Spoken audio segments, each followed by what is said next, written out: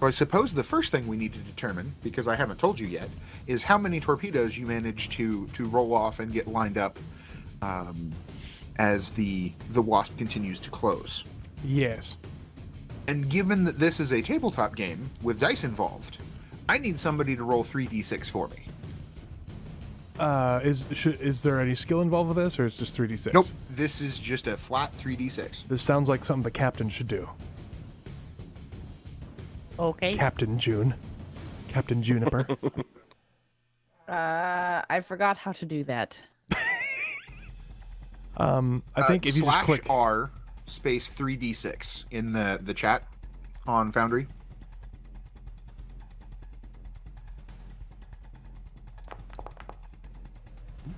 Okay.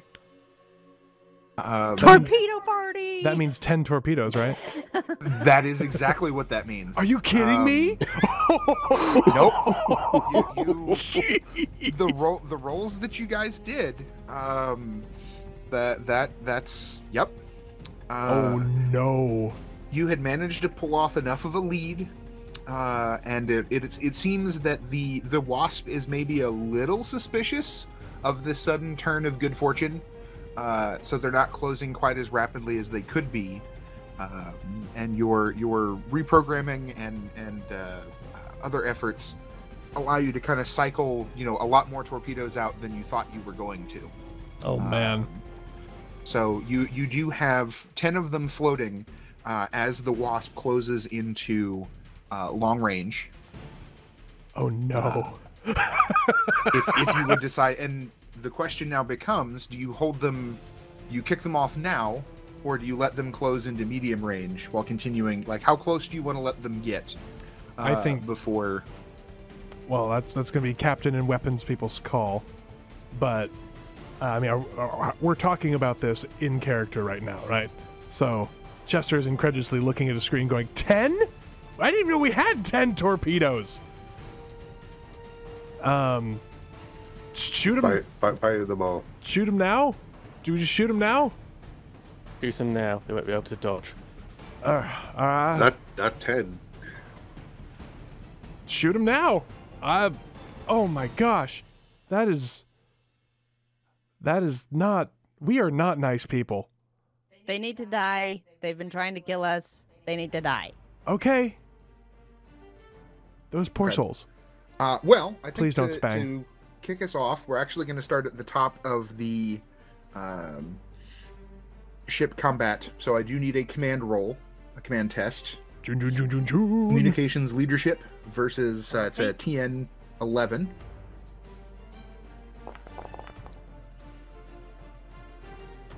Which you knock out of the park. That's my June. So you have a stunt point. Plus drama die. Okay, you did not roll doubles, so you don't get the drama die, unfortunately. But you do have a stunt point to use. Do you have the book open over there, I have Nab? to get it. No. Yeah, get it. Don't stop. Get it. Gonna need the book because it's combat. That was a good song. See what I did? I'm good at this.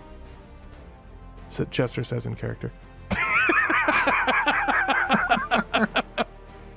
You're waking up the baby. It's not my fault. I'm having fun. She's looking at me. Hi. Okay, so the maneuver phase would then be as they close into long range, and I assume you sit. Well, I guess actually that's a question for the pilot. Do you choose to just continue to stay where you are, or are you going to turn around, kick off the drive, and push back at them?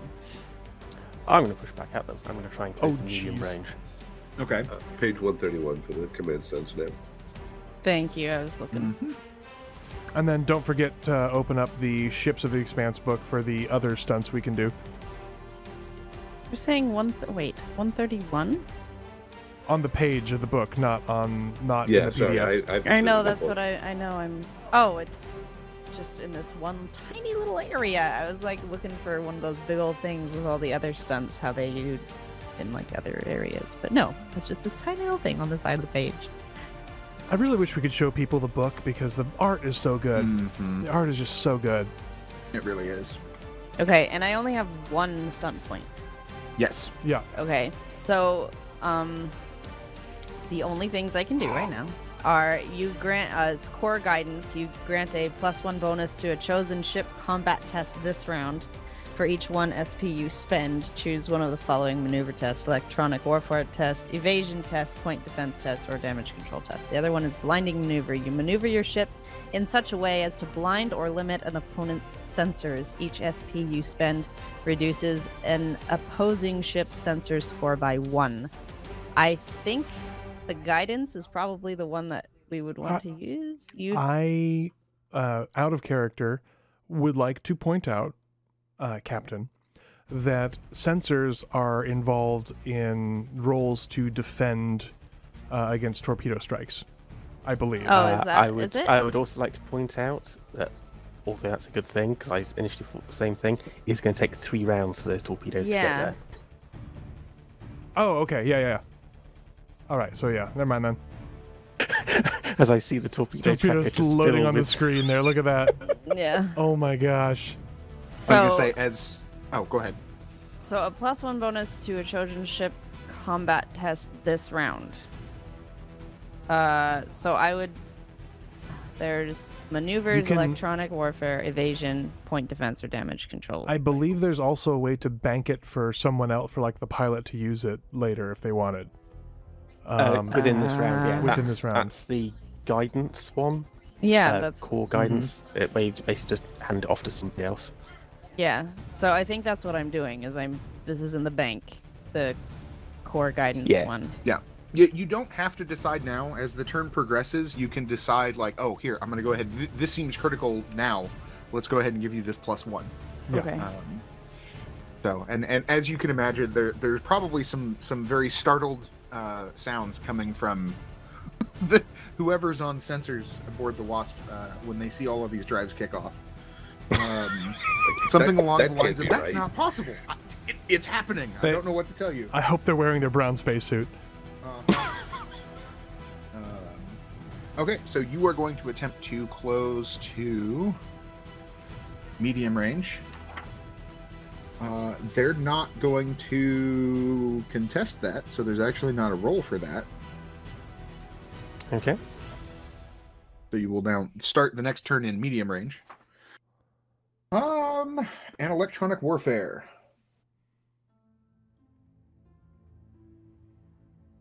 Essentially, we're going to try dodging the some of these torpedoes. Okay, so that only affects this round. So if there's no combat this round or no there's nothing hitting this round, so that doesn't matter. Mm-hmm. So we skip that. I will say you see a single solitary torpedo coming back at you as they're firing in like it's kind of on the edge as you close from long to medium. You would gather without too much difficulty that they had probably planned to try closing with you and just ripping you apart with PDCs, as you know, that might make it easier to salvage what they're looking for than blowing you to space dust. But they've now decided that's less of an issue. Surprise! Mm-hmm. They've suddenly reassessed their priorities. Yeah. Mm-hmm. I don't think they were psychologically prepared for this battle. No, of course. They were not. Like, I'm not aware. I would have to dig into the mechanics a little bit. I don't know. You'd probably have to have some of the much larger combat vessels before you start rolling this many torpedoes in a single wave. Yeah, from a single ship with them just strapped to the outside of your vessel. Oh yeah, but like single shot. Oh man, I have so many ideas, but that's not now. So they are firing one, but that will be a couple of rounds because again, wibbly wobbly, timey wimey torpedoes moving around. Oh boy, here it comes. So I have just looked up. We just threw the same number of torpedoes as the Scirocco class cruiser. Mm-hmm. There you go. Yeah. But we can only do it once. Yeah. Yeah. But we might only need to do it once. Possible. We'll have to find out. We will find out in 2 turns. It's effectively 10 turns worth of shooting that we just did. Yes.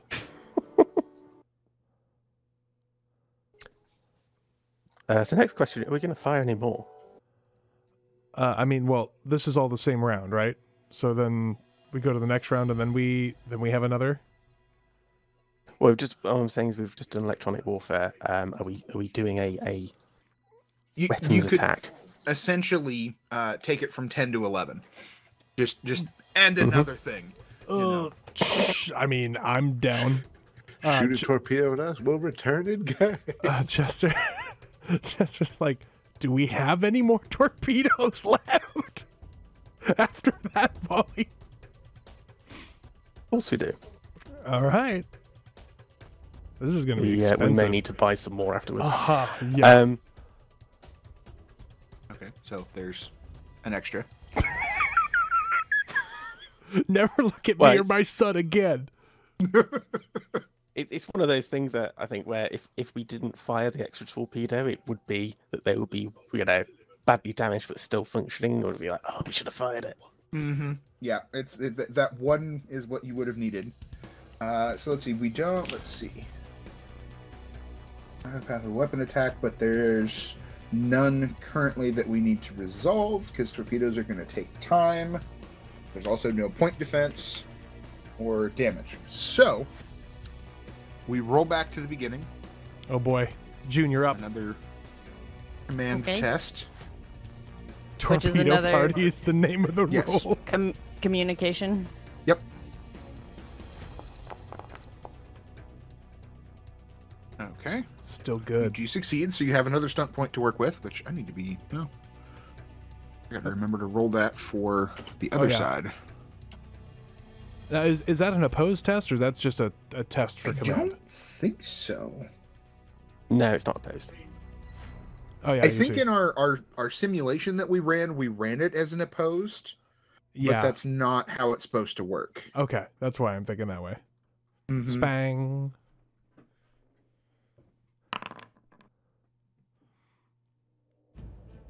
Okay.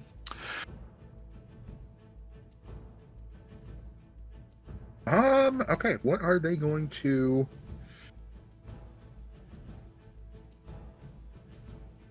No, I think there's only one logical thing that they would attempt to do at this point, which would be to try to... It's their turn to turn around and attempt to run while they reassess their situation.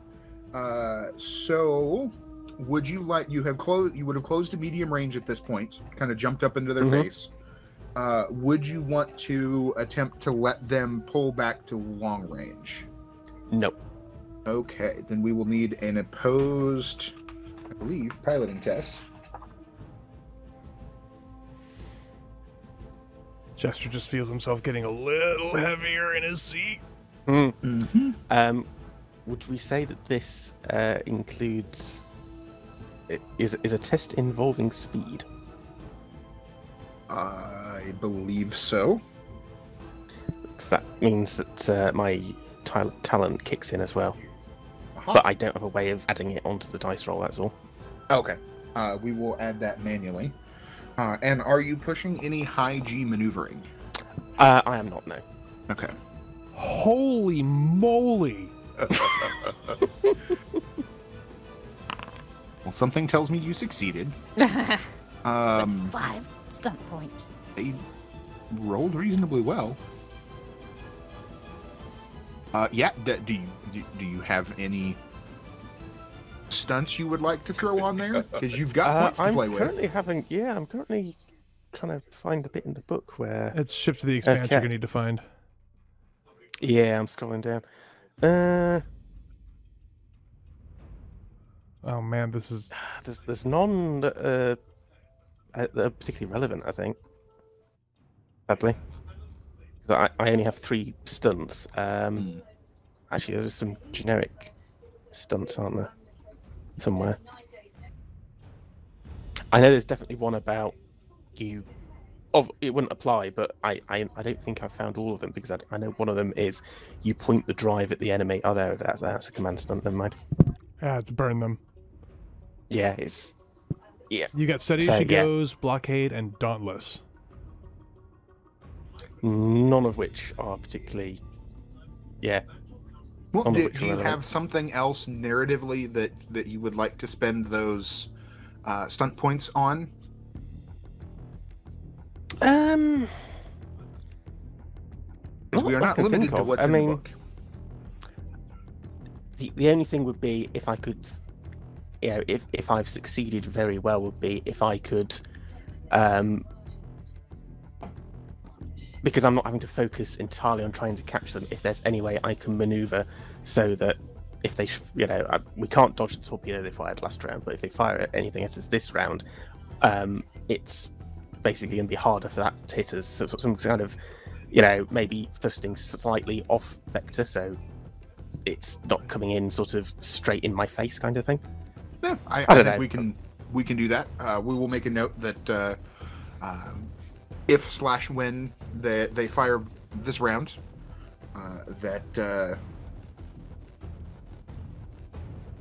yeah, I think that I can work with that. Okie dokie.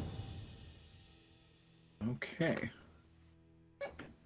Do we need to move the torpedo tracker? Yes, we do. Oh yes.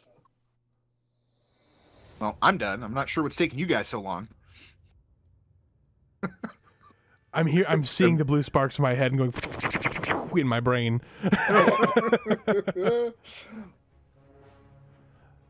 By the way, everyone watching, if you haven't watched any of The Expanse and hasn't seen any of the ship battles, like, go watch them. They're some of the best combat you will ever see in a science fiction. I mean, there's lots of good combat out there, but like, oh man, it's so well done. A single ship firing this many torpedoes, I think the only time I remember seeing that in the show was when Kamina Drummond did it. Yeah, when she just vomited everything. Oh no, there's the other one too. The main cast did it at one point with the when they're going after that UNN cruiser. There's like launched all those torpedoes. Mm-hmm. They kind of did the same thing you guys are doing. And burned through, I'm pretty sure, their entire torpedo supply. I think they literally ran out of torpedoes doing that. But it was what they had to do at the time. Okay, electronic warfare, we're skipping again because we don't have any defensive roles this turn. I mean, they are going to continue firing back at you. Keep firing as long as we got torpedoes. The rack hasn't run empty yet, so oops, not that one. Oh no, we fired one of their torpedoes. Yeah.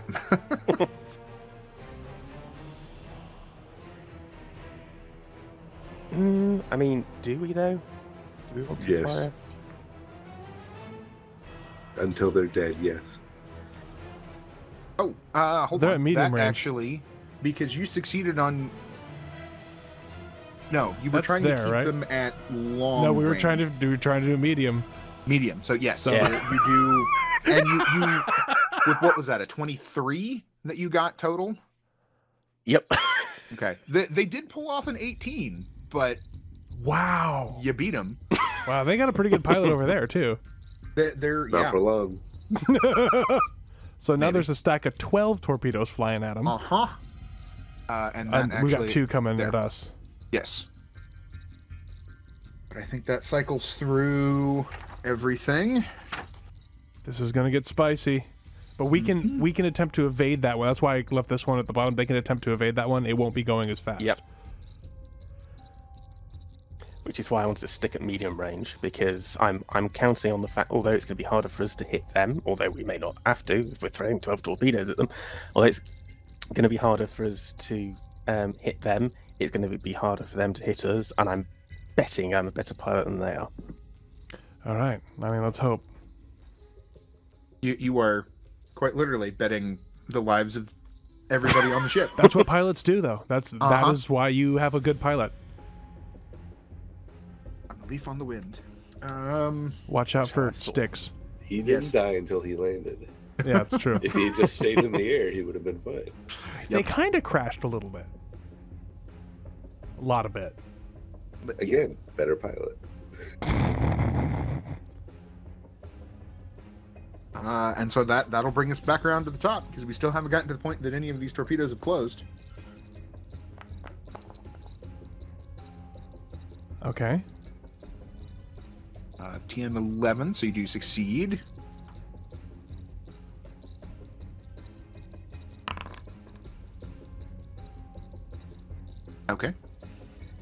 Are they attempting to break away again? I mean, are they attempting to run from the massive pile of torpedoes behind them? Yes. Yes, they are.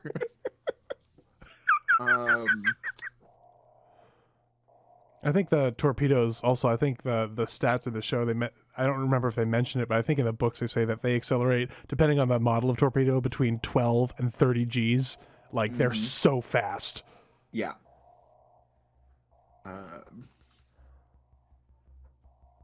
So I think we're going to need another opposed piloting roll.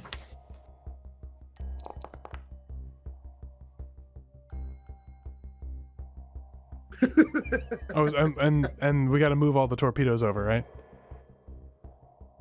Yeah. Yes. They land this round. Oh man.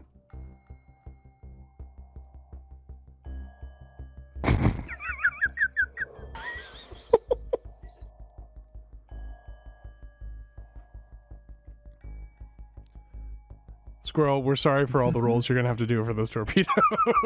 No, it's all right. I'm just No, what's deciding... messed up is they're going to avoid all those, and we're going to get hit by their one. 3, because they're gonna fire another this round, and we're gonna fire another this round. No, they're gonna hold. Oh no, that is medium.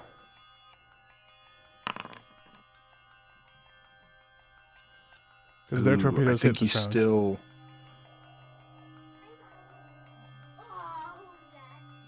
No, that what's the bonus for your piloting roll? Is that a +2? +2, yeah. +2. Nope. That, like, you can tell they even piled on for a high G maneuver to really just gun it.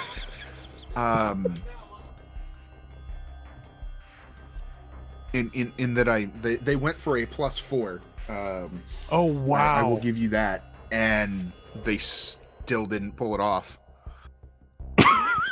Now, exactly how you're managing to do that without going for the high G maneuver, I can't tell you. So narratively, here's how I'm thinking of it. We are at high Gs, but Thomas is increasing the G at a rate Slowly. to where it's not like banging us into our seats, so it's less likely to hurt us. Yeah.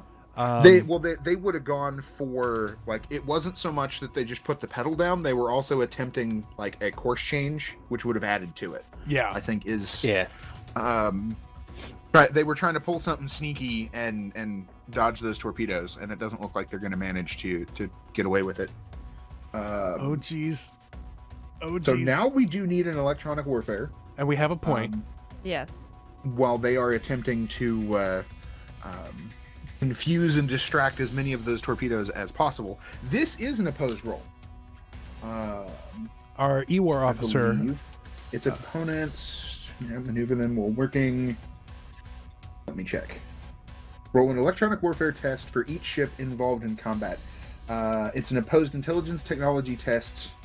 Puts the ship sensors plus the ship sensor score against... no, not opposed. Wait a minute.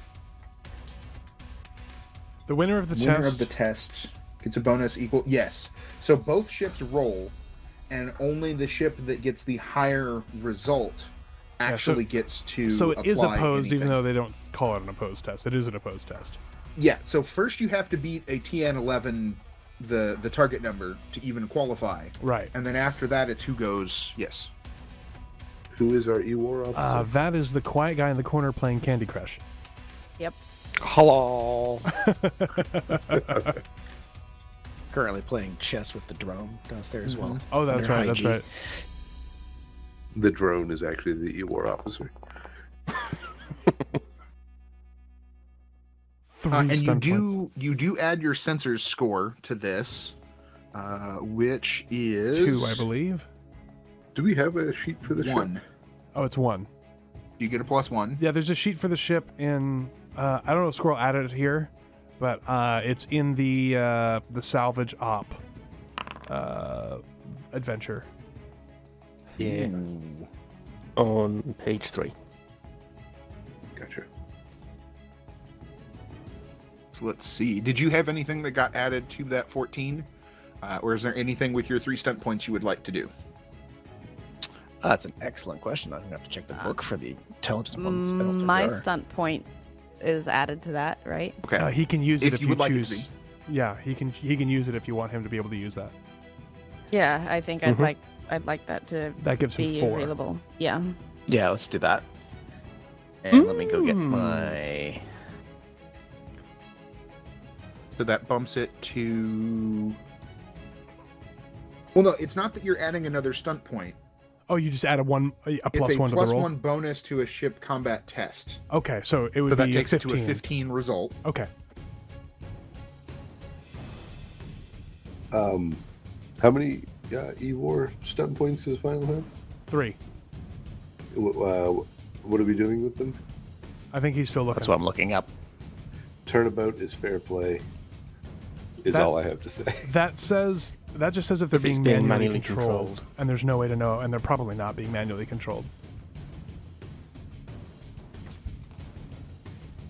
What page number is it again? 27 in Ships of 27 the of Expanse. ships. Yeah. There's only 2. Turnabout is fair play and hack the system. Unless there's something else you can come up with 3 stunt points that our GM agrees with, because the stunts are a narrative thing, and you can kind of do what that's what this whole system is to use these stunts, and that's the fun narrative stuff.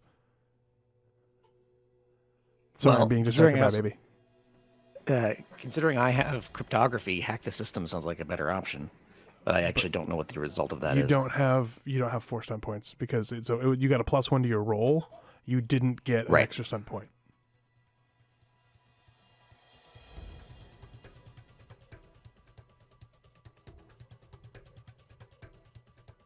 Hang on, I'm still hunting through the book.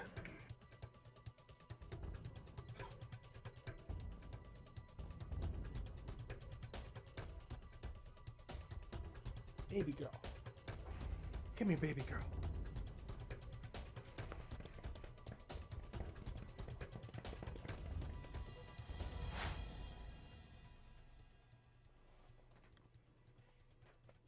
Scarlett, can you send me a screenshot? Because I think I have the wrong book. No, because I have physical books sitting in Hang front on, of me. I got you. Ah, thank you.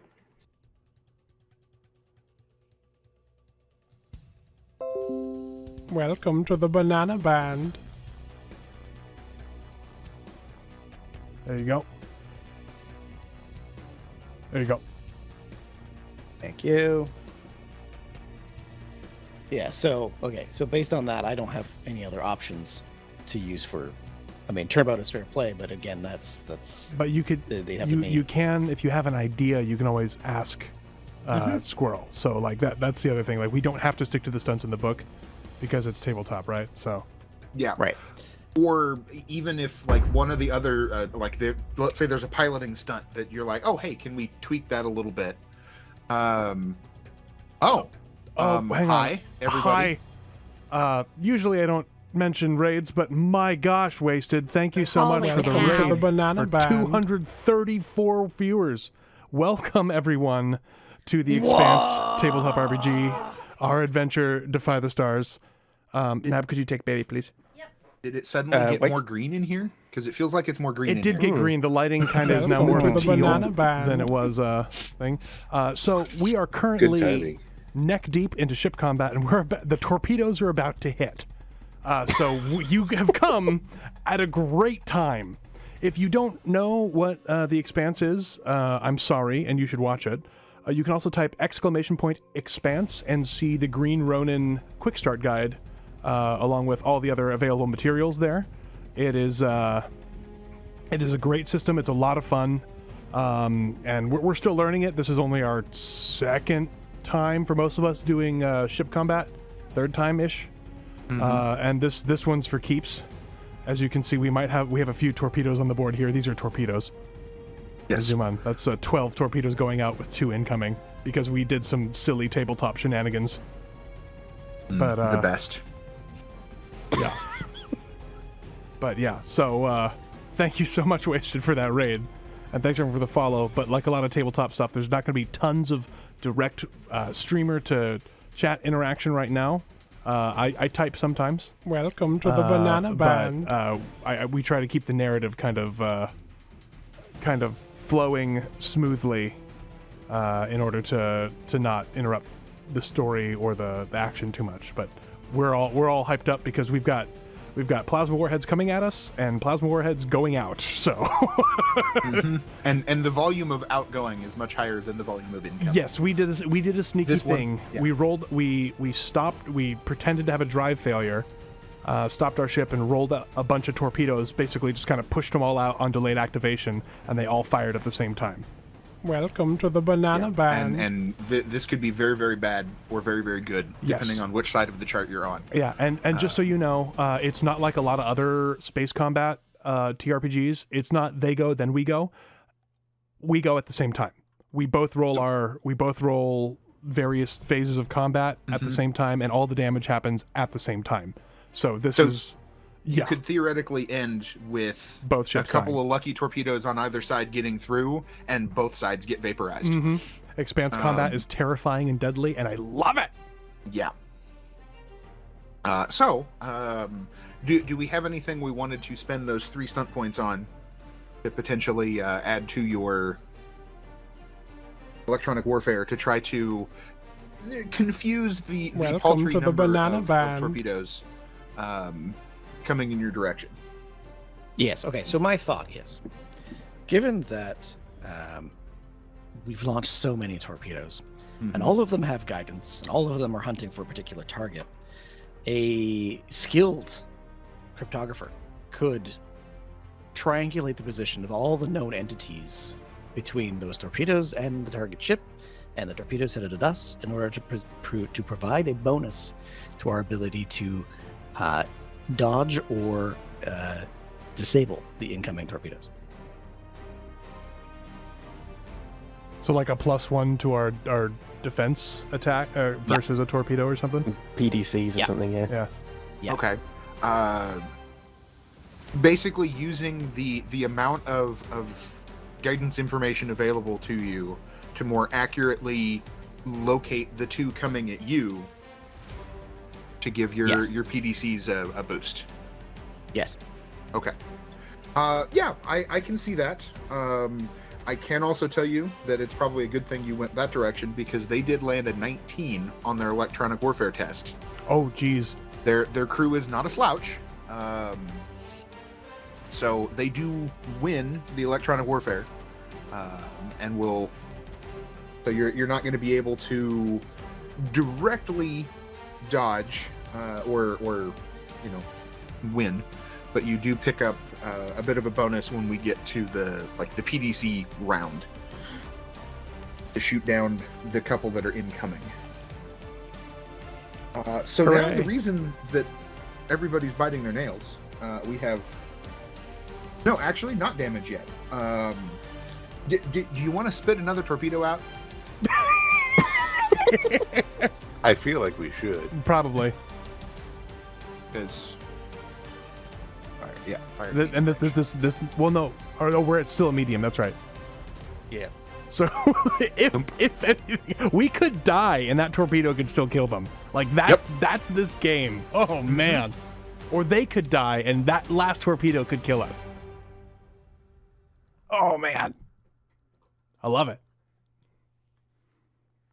And there are no force cheaters in this users in this game. Nope. Okay. I think the only person playing the game on easy mode is somehow June. That's not easy. I just have lots of points in my communication, okay? She's just gonna. You do it. Have we very, tried very talking well. to the torpedoes? Communication is Ask them charisma in very this game. nicely.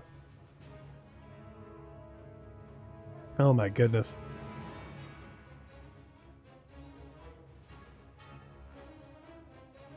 Okay, so we put those back out, and then. Okay, so we'll find out what they choose to use their electronic warfare bonus here in a minute. Oh boy. But you can be darn sure that they're happy that they have it. Yeah. So now we get to evasion. And we can evade one torpedo. And the other one we have to shoot down. Because, yes, the fired at long range, basically they built up enough, what would that be? Delta Velocity. V? Is that the... There's just velocity. Yeah. that you're not going to be able to dodge them. Your only hope is to try to shoot them down. But they can attempt to dodge the one that was fired at medium range, which they are going to attempt to do. Which we are going to be doing at the same time, even though we have to do it one at a time. Yes. So go ahead and roll. It's a dexterity piloting. Come on, Thomas. You Versus, got this. It'll be TN 11 because their sensor score is also a 1. Just like in training. Just like in training.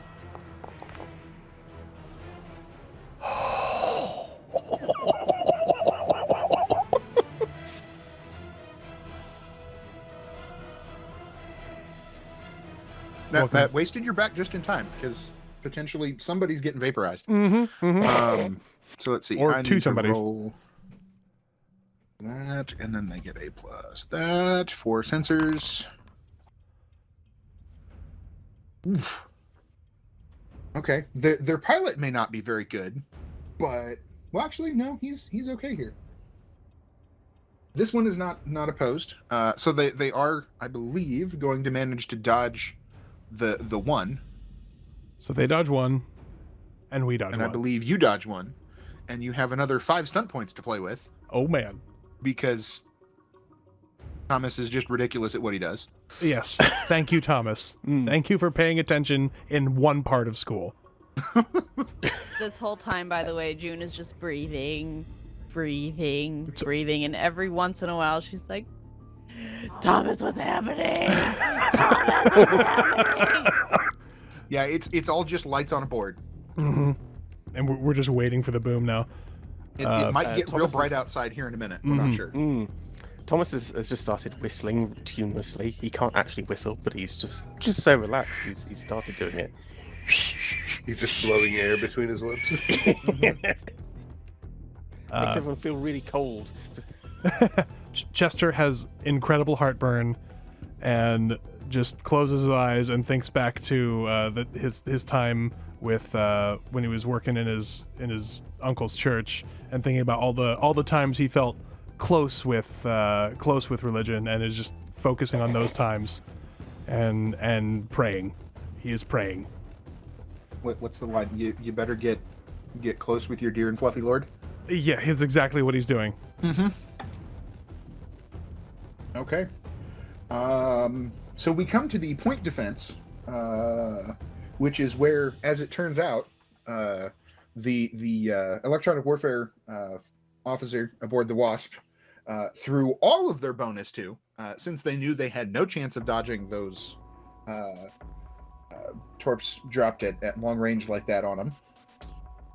So they're going to roll 3d6 plus their sensors versus 10 plus your sensors, which is 11. And we're going to find out if they have the ability to shoot down any of this wave of torpedoes. And we just do that roll 11 times? Is that how that works? PDCs in for, hold on. Because I'm just not sure if there's a mechanic for swamping someone with torpedoes, or if it's literally just okay, shoot that one, shoot that one, shoot that one. Shoot. I mean, If the defending champs I think used it to is shoot that attack- one, and then yeah. I mean, because like honestly, we know they're coming. The torpedoes aren't exactly dodging much, so they just got to shoot them and put bullets in front of the torpedoes to break them.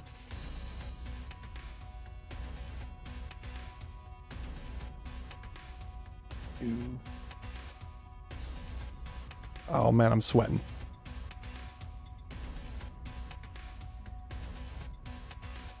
I don't know whether or not it where would it be. says.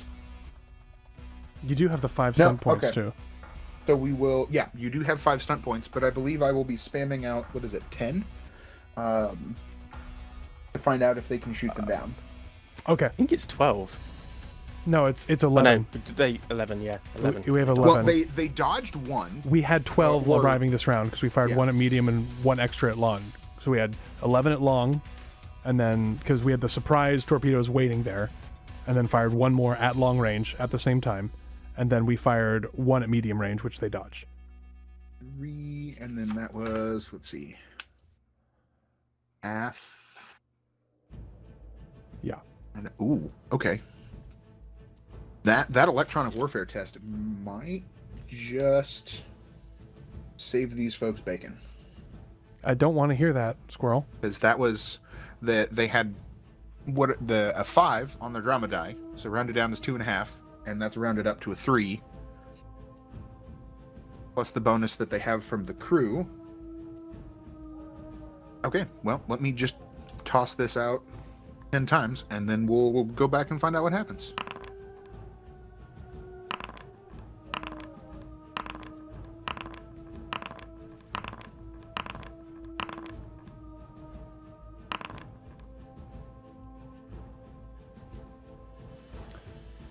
Wasted, the thing is, you're not supposed to be firing this many torpedoes. We did a silly thing. Yeah, Wasted, I kind of agree. But normally, like, to have this volume of torpedoes, you either have a lot of ships, or I think, what was it, a cruiser of some sort? Yeah, like a massive ship that players can't have.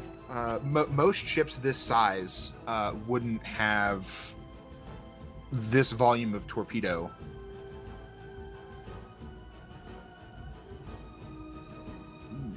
And I mean, there's nothing stopping us from trying a big combo roll instead. But this is just how the base game works.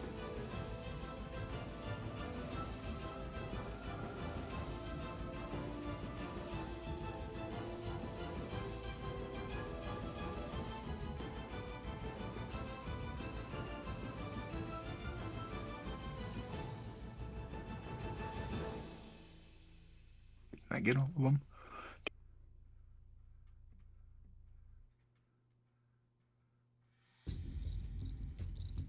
Oh yeah, if this was something that a party would come up with on a regular basis, I would probably tweak some things. Well, do you want the good news or do you want the bad news? I mean, we're on the good news, so I guess yes. Okay. I guess it depends on which side of the fight you're standing, but the lowest number that I'm currently looking at is a 14. I have to look at the torpedo thing. And the TN for this was a 10 plus your sensors. Well, let's see. No, you used your stunt points from. We haven't used. There are 5 stunt points from something. From Thomas. For me, I don't know how I can use this to enhance the effectiveness of the torpedoes. I'd probably do something against the one we have to defend against. Yeah. Let's see, that came from. Yeah, it's 3d6 plus sensors. So yeah, so it's 11, I think. So they're 3d6 plus 11 plus our attacking sensors. So it's a TN 11. Mm-hmm. And so they shot down all of those torpedoes. Yeah.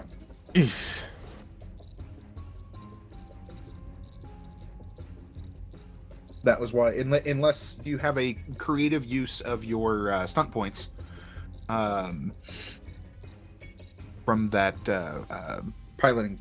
I have test. a suggestion, but would probably only save. It might only allow 1 torpedo to hit. If we could somehow creatively throw the drive plume to where it blinds an area like behind one of the torpedoes to make one of those numbers higher. But I mean, now that we know what they rolled, I don't know how that would work, because now we know what the target would be, and that feels cheaty. I mean, yeah, the dice have spoken. I say we just roll with it. Mm-hmm. Well, why don't we do this? Go ahead and Thomas, go ahead and roll a d6 for me. And that number will get subtracted from their rolls. And we'll see. Let's see. Nope, it's 16. Nope.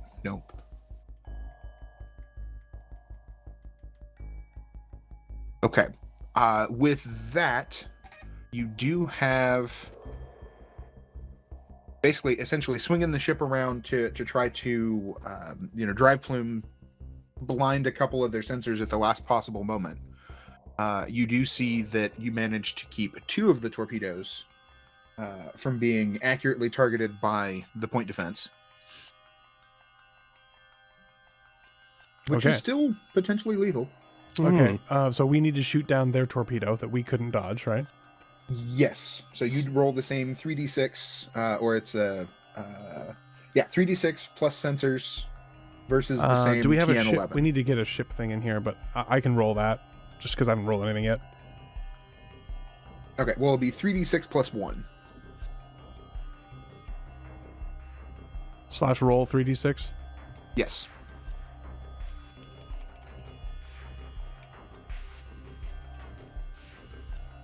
What the? Oh.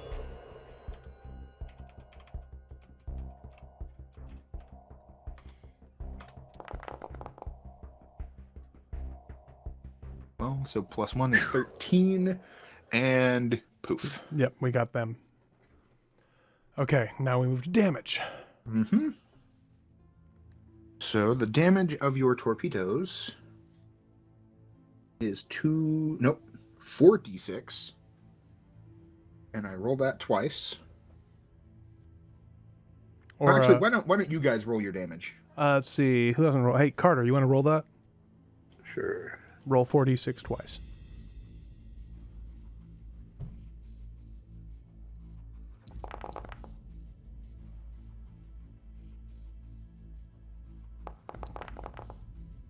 Oh, that second one is scary. Mm-hmm. Okay. I mean, I think their hull is 2d6 like ours. yeah. So then I they- roll that minus. They seriously shot down like all of them. That's so. Point defense in the Expanse is stupid. Like, Yeah, I if you guess watch that's the true. show, like the Rocinante shoots down like 30 torpedoes firing Yeah. that at once, and then they can counter battery torpedoes by firing torpedoes at torpedoes, which is something I think we should homebrew if we end up doing something that has a lot of torpedo combat. there are actually rules for it. Oh, are somewhere. there? Sweet. Yeah. I just haven't found them yet.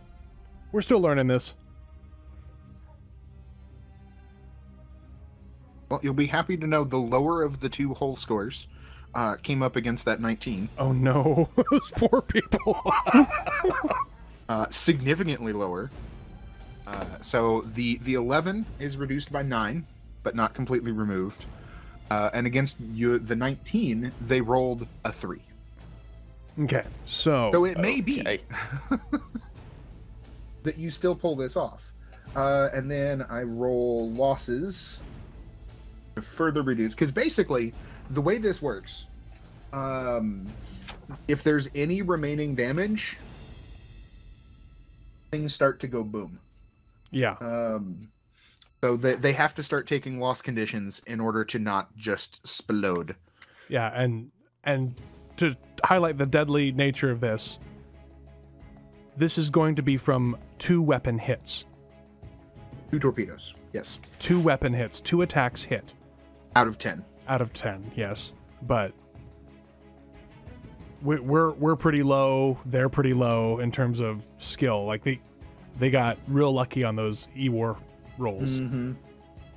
They did. That was big. That would have dropped numbers significantly. Yeah. And then having that additional 3 from the piloting check would have made a much bigger difference. This is one of the things I love about tabletop is you can just kind of move the rules around a little bit and push them to where it makes sense in the narrative, and also still feels like you're accomplishing something, you know?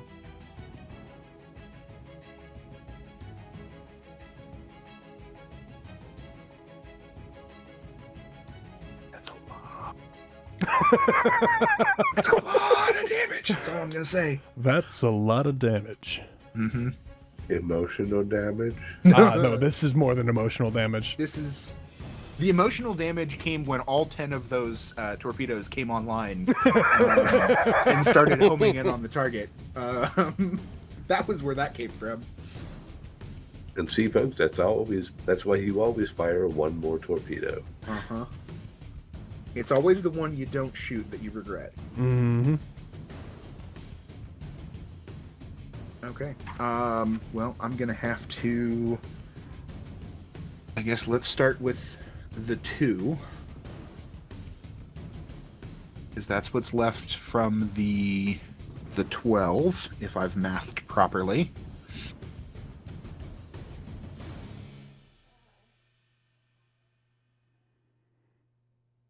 One loss reduces damage by 1d6. Mm-hmm. And I can take each loss up to twice. Yeah. So I guess I'll start there. There's also a more serious one where they can, this reaction weapon offline, which reduce it like 2d6. Oh, there also is a chart for randomly deciding it. Oh, there is, isn't there? I have a feeling I have enough that I don't really need to roll. I'm probably going to use them all, because 16 damage is... Oh my gosh, that's what's left over? Well, I have, from the first torpedo, I have 2. From the second torpedo, I have 16. So the first torpedo, I think I can absorb without too much trouble. That 16 is going to be a lot harder.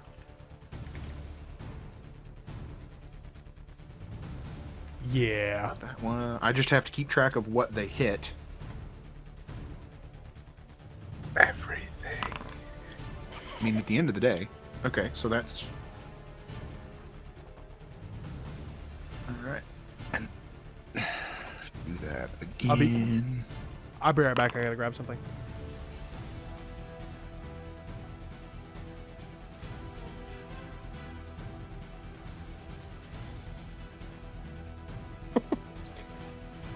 Why am I just thinking the second torpedo is going to be like the one in Independence Day, where it doesn't actually go off for about 10 seconds after it hit, and there's just one guy who's like, "What was that bang?" Looks around and it's just a warhead ticking.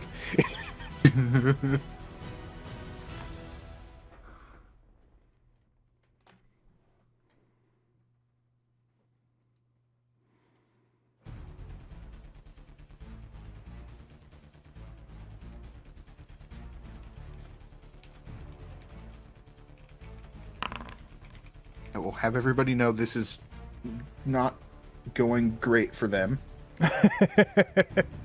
It could be going much worse, I will admit.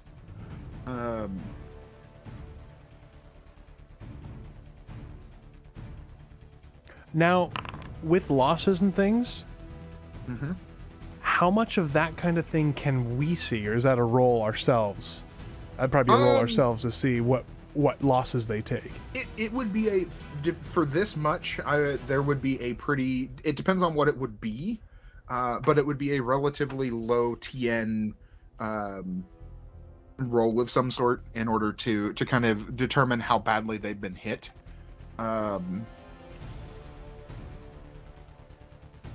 Okay, yeah. I mean, that makes sense.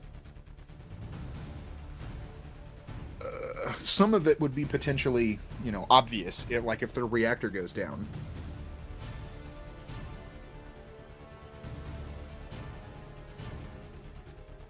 Or if they just suddenly turn into an expanding ball of plasma. Oh, I That think we too. hit something important. Yeah, that would be that something tickled.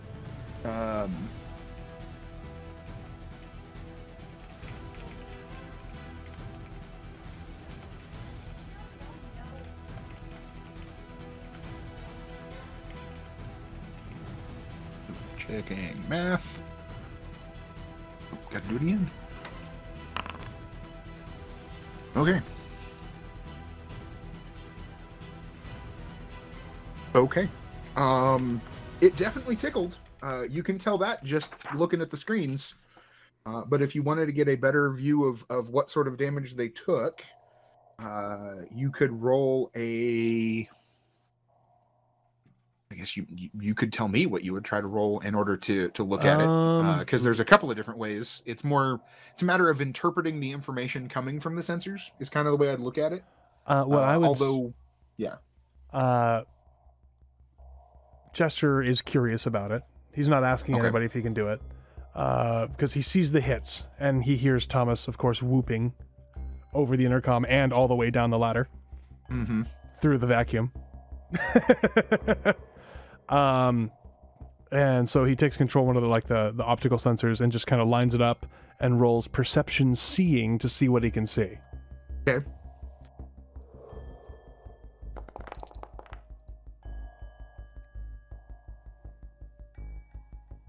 Could even use the gun camera off a PDC or something.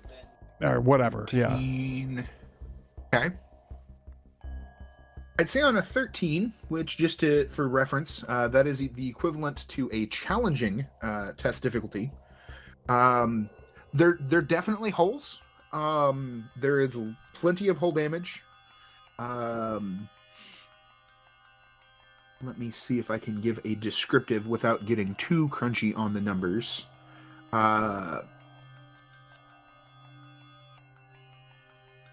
Their outer hull's pretty messed up.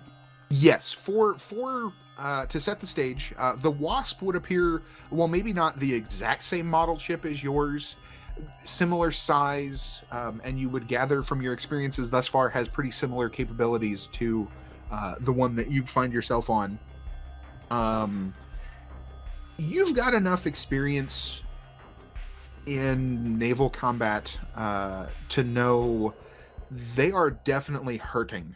The specifics of what's hurting, you can see what's left of a couple of PDC points that have gotten vaporized or boiled off of the hull, or just damaged beyond repair.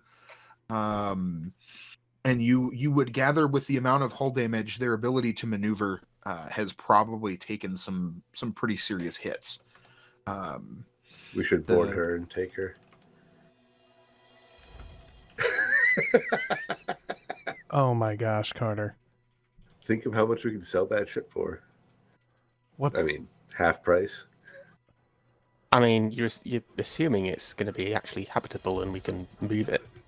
We have spacesuits. We have heavy armor. We have assault rifles. We also have combat drones. That's true. Oh my gosh. We should send the drones over to finish their the drive job. is still running though, right? Yes, the drive is still up. I'm not saying right now. I'm saying we should take that ship, and though. It doesn't necessarily look like you've opened much of the ship to space just yet. Okay. That they managed to I mean, it's definitely a blow. It hurt a lot. But the drive is still up.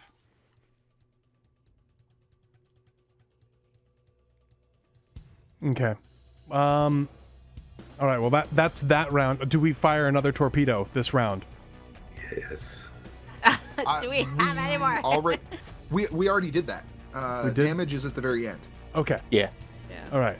So that means we move this torpedo forward. Mm-hmm.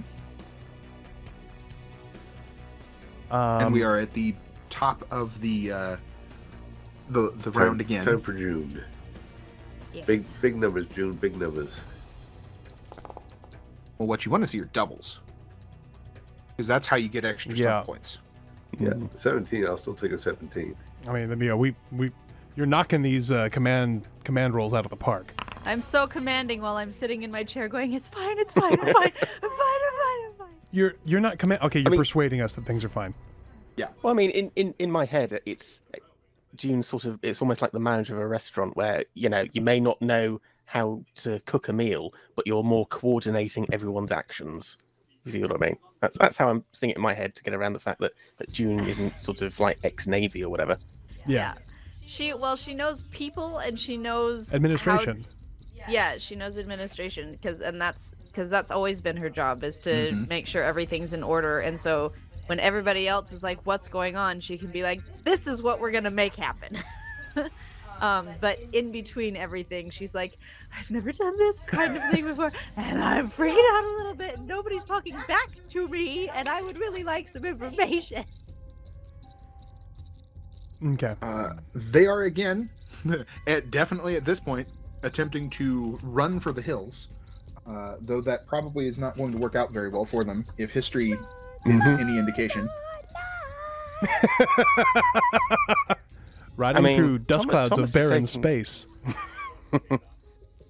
Thomas is taking a moment as to whether or not he wants to close range, seeing as a couple of PDCs have been taken out. Well, assuming that Chester has informed us of this fact. Oh yeah, Chester was like, hey, it looks like their outer hull's tore up real bad. It's hard to pick out details, but I can see at least a couple of PDCs that are gone or otherwise inoperable. I don't see a lot of atmosphere venting, and their drive still looks healthy as ever. Yeah, these are definitely not Martian torpedoes that we're using. Well, of course not. They'd be dead by now otherwise. Exactly. But if Carter wants to board them, we're going to need to take out their drive. I can get closer, and we can put some slugs through their drive cam. We might be able to knock it out with a torpedo too, because there's a target stunt for that. Punch it. I'm going to attempt to get closer. Oh my gosh! You can burn them. Well, actually, no. This is getting into close range. Next turn, you could if you wanted. I mean, but it would be. I would leave it up to Squirrel as to whether or not I will be able to torch them while getting into close range. I don't know. My gosh, this poor pilot. Well, you definitely close. Let's go over the do Imeloda Kuku wa pa kaku. Let me. I'll just go ahead and show you that was. I don't know why it's coming up as Torpedo Party. Must be something about what I have selected, but. I think I need to make an emote about the Torpedo Party. A Torpedo Party, I think. Yeah, yes. Yeah. We need a Torpedo Party emote. Just like 3 torpedoes wearing party hats with maracas. Just like dancing. Confetti. Yeah. So you definitely close. They did not manage to evade. Oh man. I think even that's what 23. Even if they piled on a +6 high G maneuver, they couldn't avoid you at this point. Yeah. With that roll. Should we ask them to surrender? They won't surrender. I've already tried. Well, they didn't before. They might have a new captain by now. Yeah, they might have some different. You're also assuming they have a working cop. That's true. I don't think so. June is not interested in taking survivors at this point. Oh my gosh, June! Welcome to the dark side, June. June is. They didn't want to talk before. They tried to kill us, and I'm not going to bother. They want us dead. I want them dead in return. I'm not going to put up with them. Chester is very uncomfortable. So we're in PDC range now, right? Thanks, yes. Winter. Yep. But you do have the other thing to keep in mind is you can use PDCs for both offense and defense, but it does impose a penalty. It makes the test a little bit harder. So it is something you can opt to do if you want. And you do have one remaining torpedo. Well, potentially one remaining. We can fire another one. I was also going to say, as one thing, as a possible thing I might want to do with my stun points, would I be able to offset, because I'm assuming we'll be using PDCs targeting them this round, would I be able to put the ship between them and that last torpedo as it arcs around to come back? So we're using 2 separate sets of PDCs and eliminate that increasing difficulty, like as if we were using the multi-target one. Oh, geez. Okay, run that by me again. Sorry. Well, it's basically a narrative way of would I be able to use the multi-targeting command stunt, where basically it nullifies that penalty.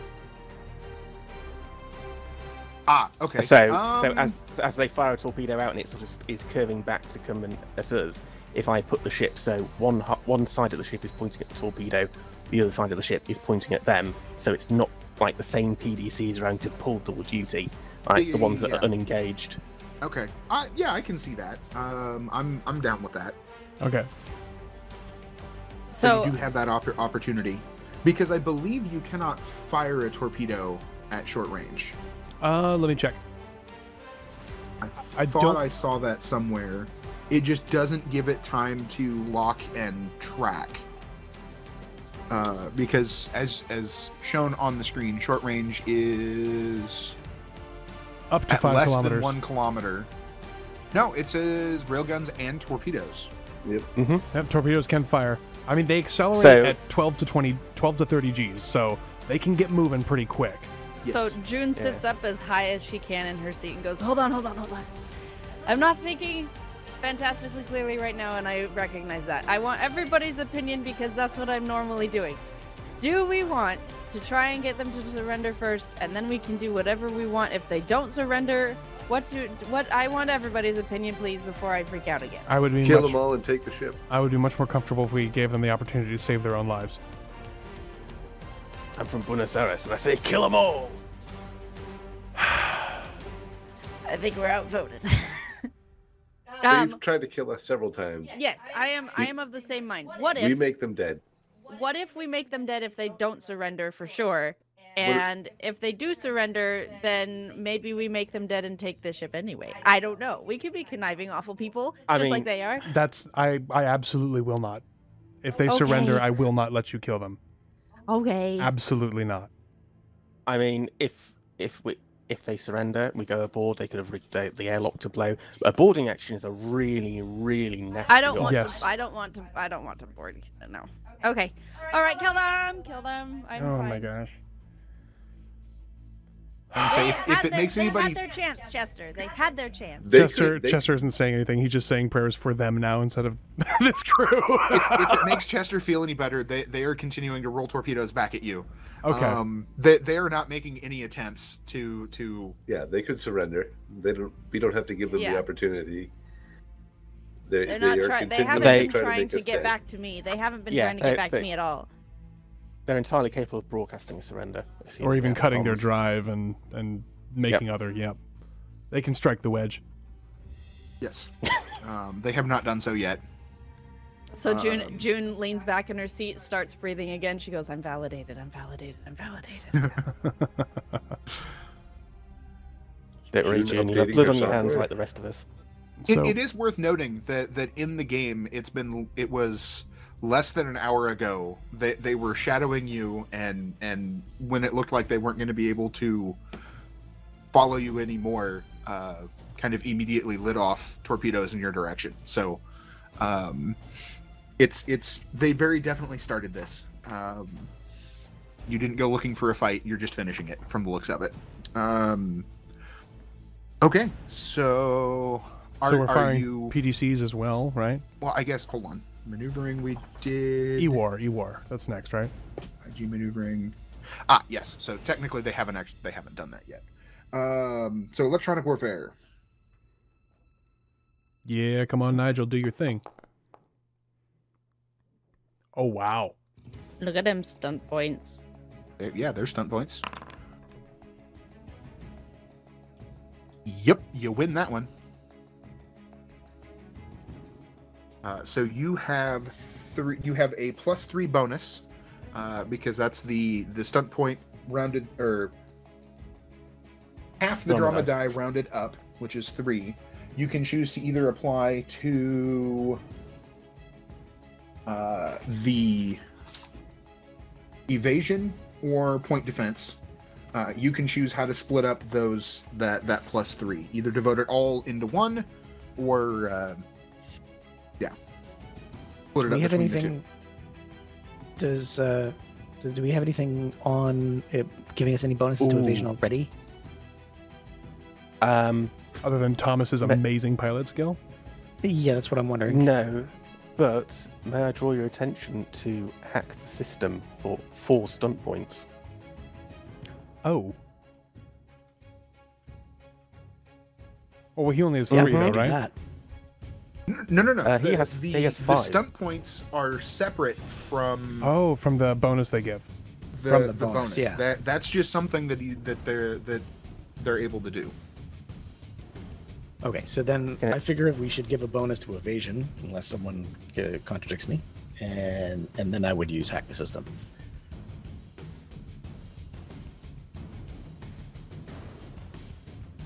I'm sorry, what? Oh, you So mean with your one stun point, give me a bit of more help with my evasion roll later on, and Yes. then use the rest. Yes, I see what you mean. that makes sense. Dodging the torpedo is still an important thing. Like, we don't want to take a Yeah. torpedo hit. Mm-hmm. But we don't And if want I to can take hack 2 the system- torpedo hits. There's going to be 2 coming at us. Just like there's Yes, 2 going at but- them. Yes, and hacking the system obviously means I could shut off the drive. Or the PDC, so they can't shoot back at us. Yep. Because I'm not well. I'll have to double check if I can dodge PDC fire, but I suspect I can't. Let me look.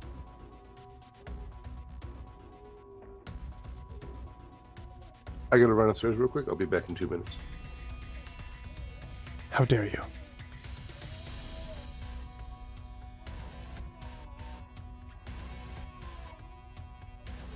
I mean, yeah, it's whether or not one stun point would be enough for such an unconventional usage, seeing as we are also going to be hacking them. Yes. Well, I mean, we have the stun you points. can. I think you can evade if outside a weapon's effective range. Evasion says automatically successful. Railgun PTC rounds don't just disappear beyond medium and close range. They keep on flying at the same speed until they hit something. But evading becomes child's play. You can evade railguns and PTC rounds. It just gets harder as they get closer. So PDC is just 3d6 plus piloting plus TN plus attacking ship sensor. So it's the same. It's the same roll for evasion. So it's basically adding another torpedo with less damage, in terms of when you're using these weapons. Mm-hmm.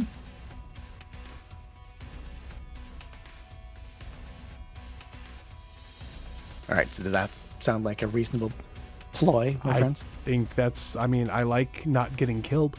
I like that part.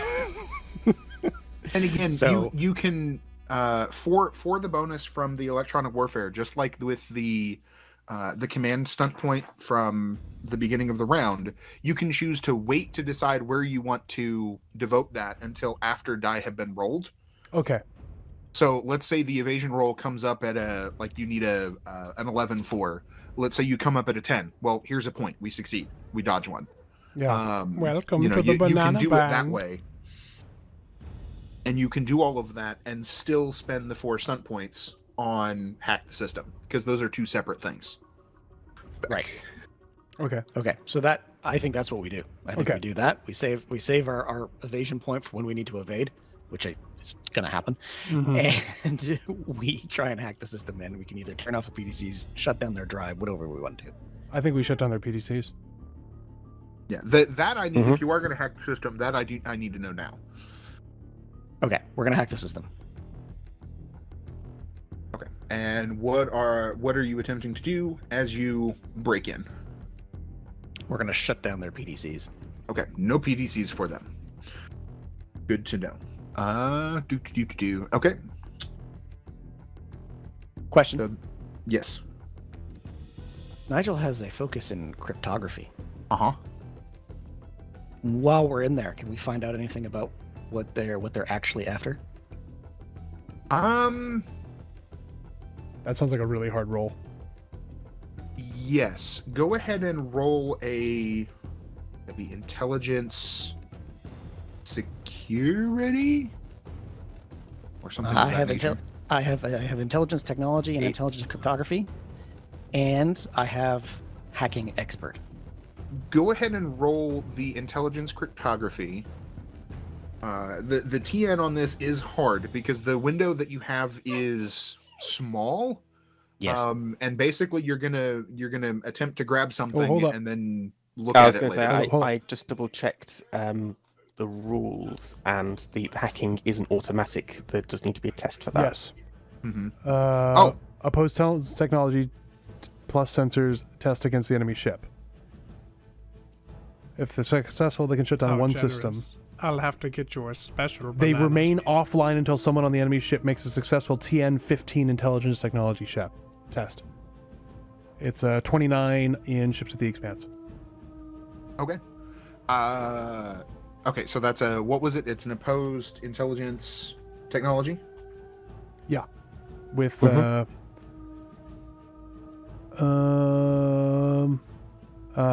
intelligence technology plus sensors against the enemy ship. So their tech versus our tech, basically.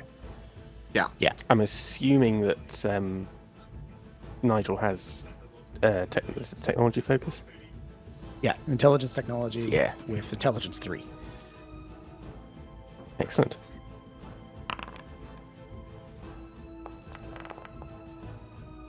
Oh, that's pretty good. And you got 2 more stun points. I can tell you, yep, you definitely succeeded on that. They pulled off a 12 against your 19. Well, I imagine their ship is not happy either, which isn't helping. Yeah, you gather that their sensors are probably not operating at peak efficiency anymore. Their pilot is looking out a hole in the bridge. How many of them are dead? Like, are they even alive? I didn't see... there weren't a lot of hull breaches. You just did a lot of damage to exterior systems. Yeah, and if they were planning for combat, they probably vented their ship to prevent explosive decompression. Yeah. Yeah. Okay, so you do successfully shut down their PDCs, and then go ahead and roll another intelligence cryptography, and we'll just see the TN on this is very high. Can he do anything with those stunt points that he generated to help this roll? On the last one? Is there anything that he would like to use 2 stunt points for? Could also use fortune, right? You could. Oh, yeah? I could, yep. I'm not entirely sure what I would spend stunt points on. Because we obviously have combat stunts and something tech related, right? Yeah, so you could use your tech stunts if I'd have to find them. They exist. Same.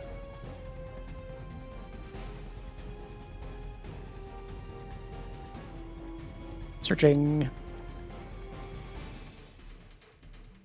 Yeah, me too. And sorry, folks, this is just tabletop, especially in combat. It's literally, okay, hang on, I have to look at the book. Yeah. We should also mention that we tend to chat a lot more with our chats when we are not streaming tabletop. When we're role-playing, it's very difficult to talk to bounce chat. back and forth. Yep. Would that be in investigation, maybe?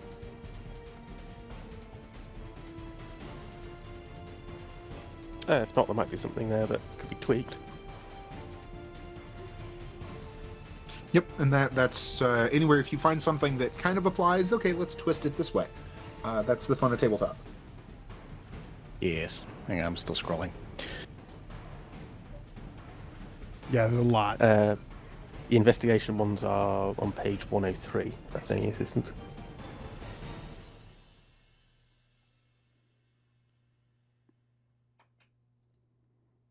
How many stunt points do you have? He has 2. I think it's 2.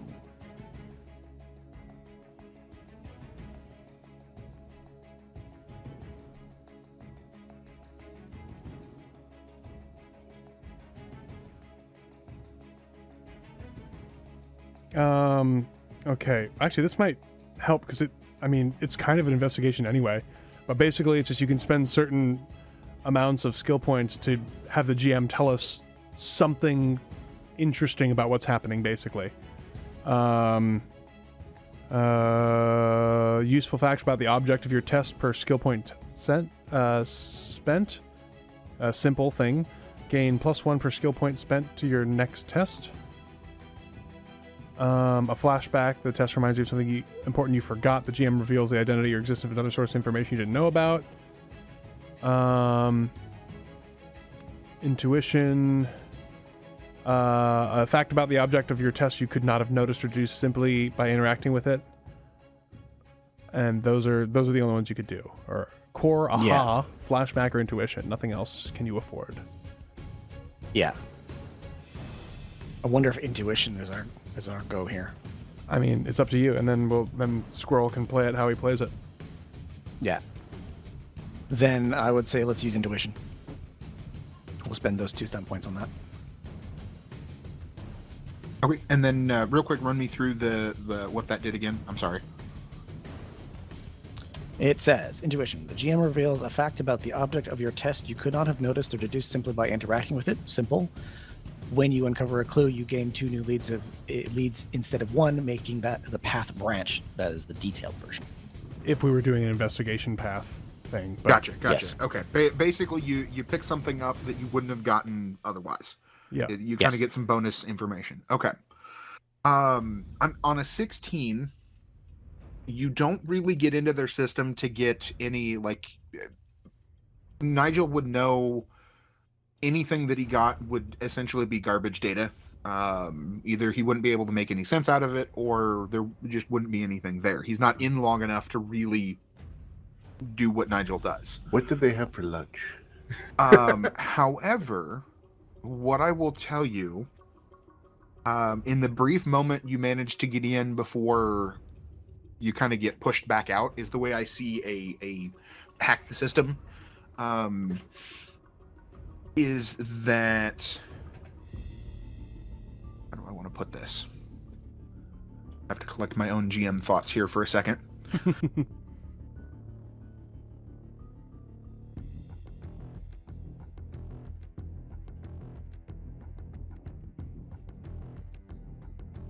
And I have to remember in the behind the scenes everything that's going on. Yeah, we'll give you a second here. We're also almost up on the midpoint if you want to take a break and then come back with it and find out. I was kind of hoping to okay, resolve combat, but that may not happen. Because that would be a good break point. I mean, I'm okay with waiting. I was just offering you a way to take a little bit more time if you needed. Yep.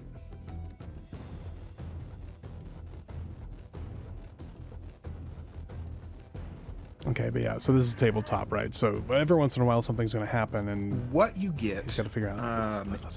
From your... Actually, I'm going to DM this because you're the only one seeing it. Oh, what do they say? Whispers. Whispers. These whispers brought to you by this Twitch channel. Torpedo Party. Yes. Torpedo Party. Not a torpedo party unless you have at least 8 torpedoes. Yeah.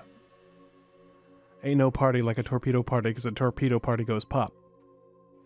Yeah, before it hits the enemy. No, I mean, if they're determined enough to shoot down a bunch of them, yeah. They were. Yeah. Is this, Squirrel, would this be a careless whisper? Are you ever going to dance again? You what now? Got no rhythm. I said, is this a careless whisper? Are you ever going to dance again? If there's a reference there, oh my gosh, you don't know the song. I'm never not gonna dance again. Guilty feet have got no rhythm. It's Wham! Come on. It's a song. Okay. It's probably older than you are. The Squirrel. brain was not making the mental transition from sneaky squirrel behind the scenes stuff that I was trying to unravel mentally. Don't feel bad, Squirrel. I didn't get it either.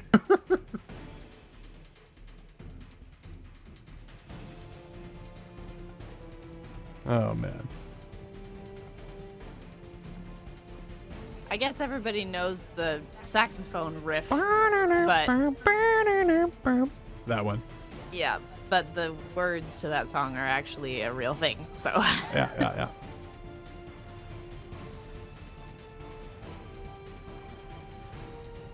To be fair, Freaky, Scarlet didn't get it yet. He was, just before this, laying on the couch with cats snuggled up with him, so we were lucky that we have him. It was a close thing. What was the question? So Scarlet says Scarlet didn't get it yet. Give him time. He sounds a bit sleepy today. Is what he said in chat.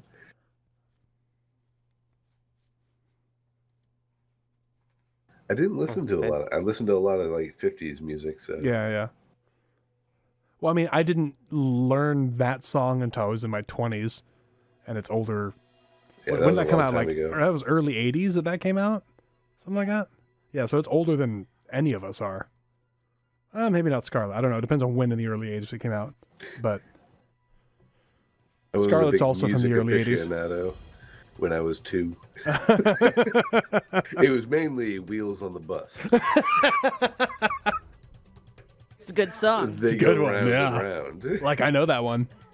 And the doors on the bus, they open and shut. Uh-huh. Uh-huh. Oh, man. It's Eris's favorite song. Yeah, it's Eris's favorite song. And the driver on the bus says, "Sit down or I'll put this bus into a ditch." Oh, man. This combat has not gone as poorly as I thought it was going to go, I will say. I thought this combat was going to be over very much quickly. Tabletop combat is never over quickly. I was referring more to the 10 torpedoes that we threw at them. Yeah, I was surprised that they did as well as they did. The PDs on the ship go brr, brr, brr, brr, brr, brr, brr, brr.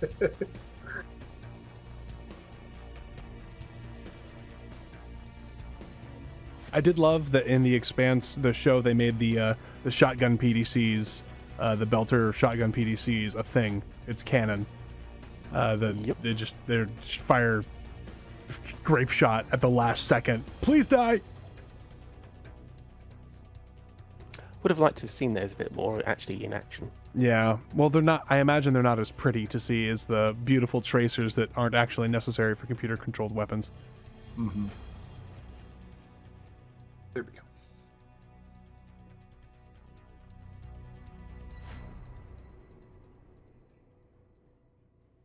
Nigel is slowly being turned into the third drone right now.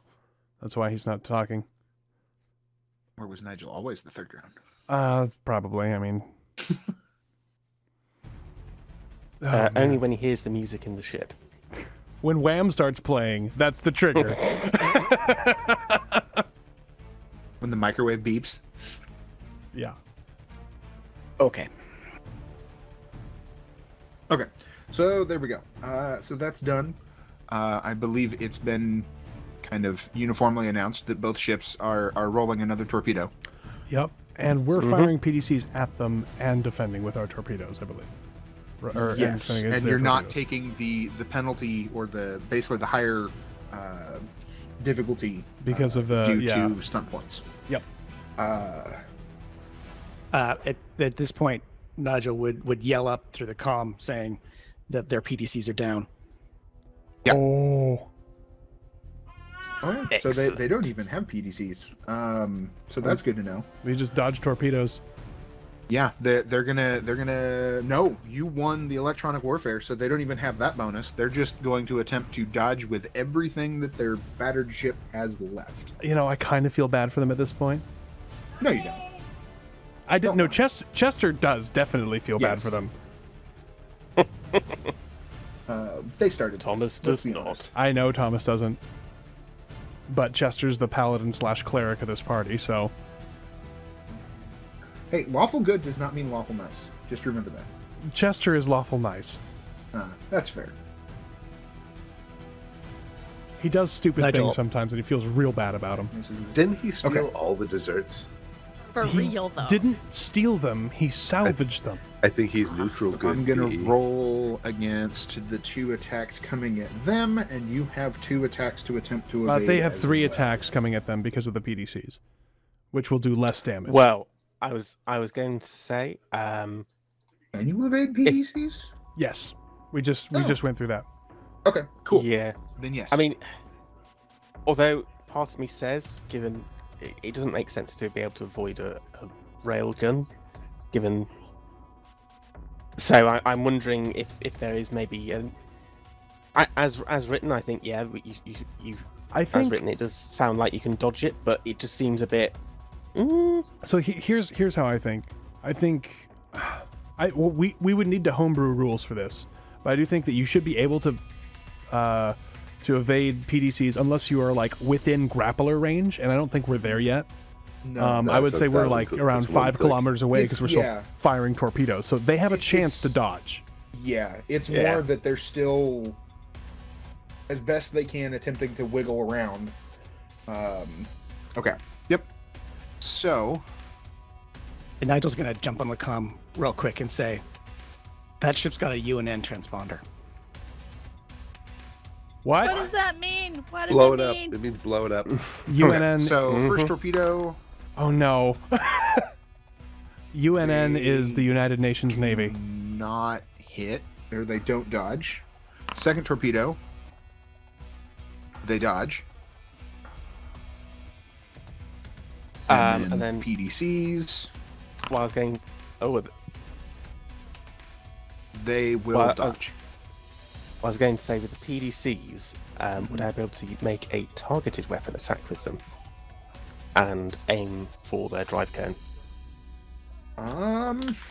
That is a thing, but I don't know if is that a stunt? Normally assumed to be aimed to inflict greatest damage. Targets can choose, however, to fire a targeted weapon attack. I mean, whether or not it would be cheesy, considering we've already got a stunt to reduce the difficulty for using it, but basically using multi-targeting, I would be entirely understanding if it would be a bit too much to coordinate all at once. Okay, so sometimes the only affected.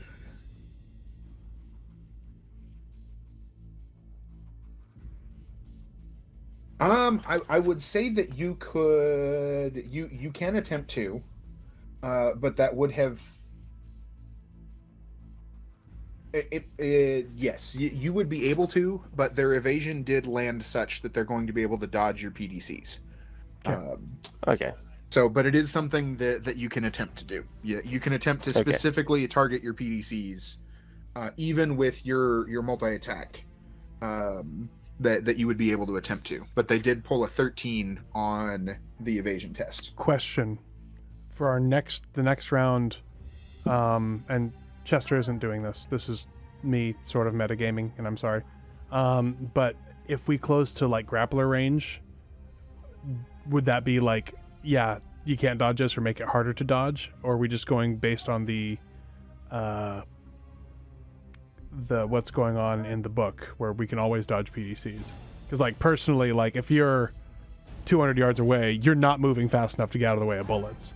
I would say that is something you could use points on the maneuver, like a piloting test. Okay. Yeah. To do kind of like you did this time to get your to get both offensive and defensive PDCs.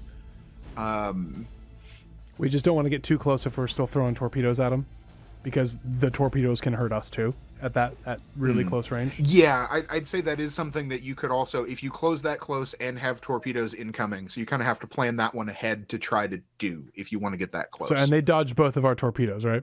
One. No, they dodged one of them. Okay. And then you guys need to roll to attempt to evade theirs.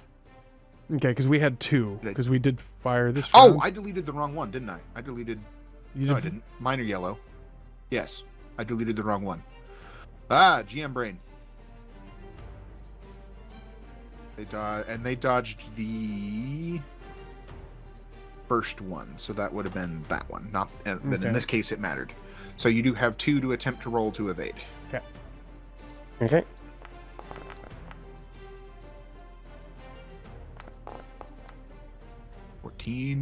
And you do. Thomas is the best. More than dodge those torpedoes. So yes, that is mine. There we go. Okay. Okay.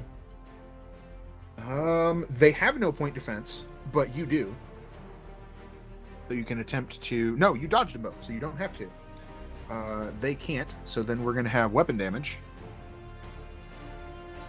So somebody roll me 4d6 for the one remaining torpedo. Get it, Carter. Oh.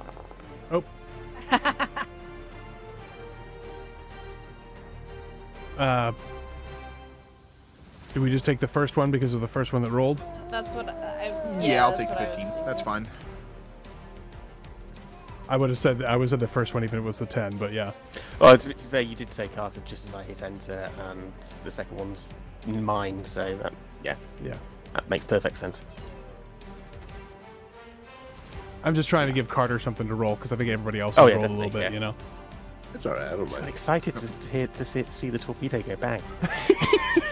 You know, Kander, he's always got a kill steal. Yes, he does. Yes, he does. Ow.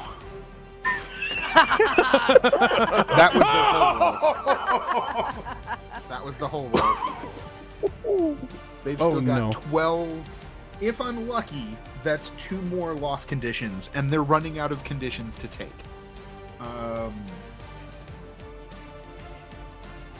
Not to worry, they're still flying half a ship. Yeah?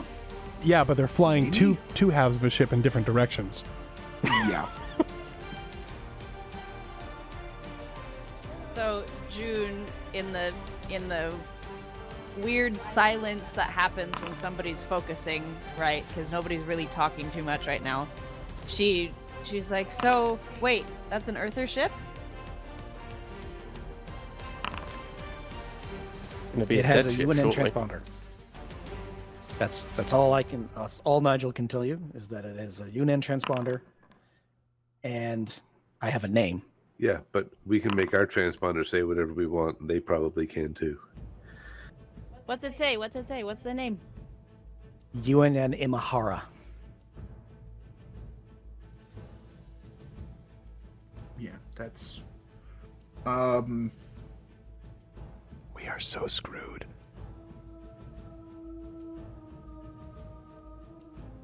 Did you say Imahara? UNN Imahara. Never take that name for granted. Haha. I'm glad somebody got the reference. Thank you, Mhm. Dee. Yeah, Gotta I was slide trying in. to It's a good come up name with for a word ship. for it. It's a good name for a ship. it is. My brain doesn't work as fast as Dee's.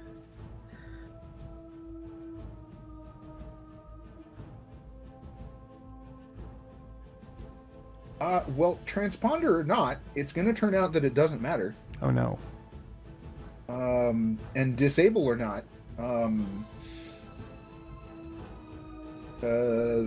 yeah, Because it's a cloud of vapor. it is now. Yeah, that's a boom. Oh, the reactor went out. Mm-hmm. Oh man. So wait, one of our torpedoes is still out there, right? No, this is the torpedo that's hitting right now. That was the Okay. one remaining torpedo of yours that they didn't manage to dodge. They didn't have PDCs because Nigel is good at what he does. Basically there was somebody over there pushing the fire button and then screaming that it wasn't working. Basically set them into like a, maintenance cycle mode kind of thing. He put him to sleep. And that one last torpedo just rolled straight up the drive cone Okay, so kind of thing.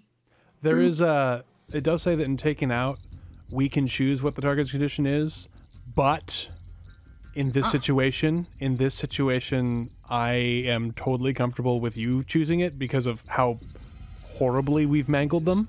Because we did hit them with a torpedo Okay. up the drive cone. So that's like no, I hit him, non-lethally with my battle axe.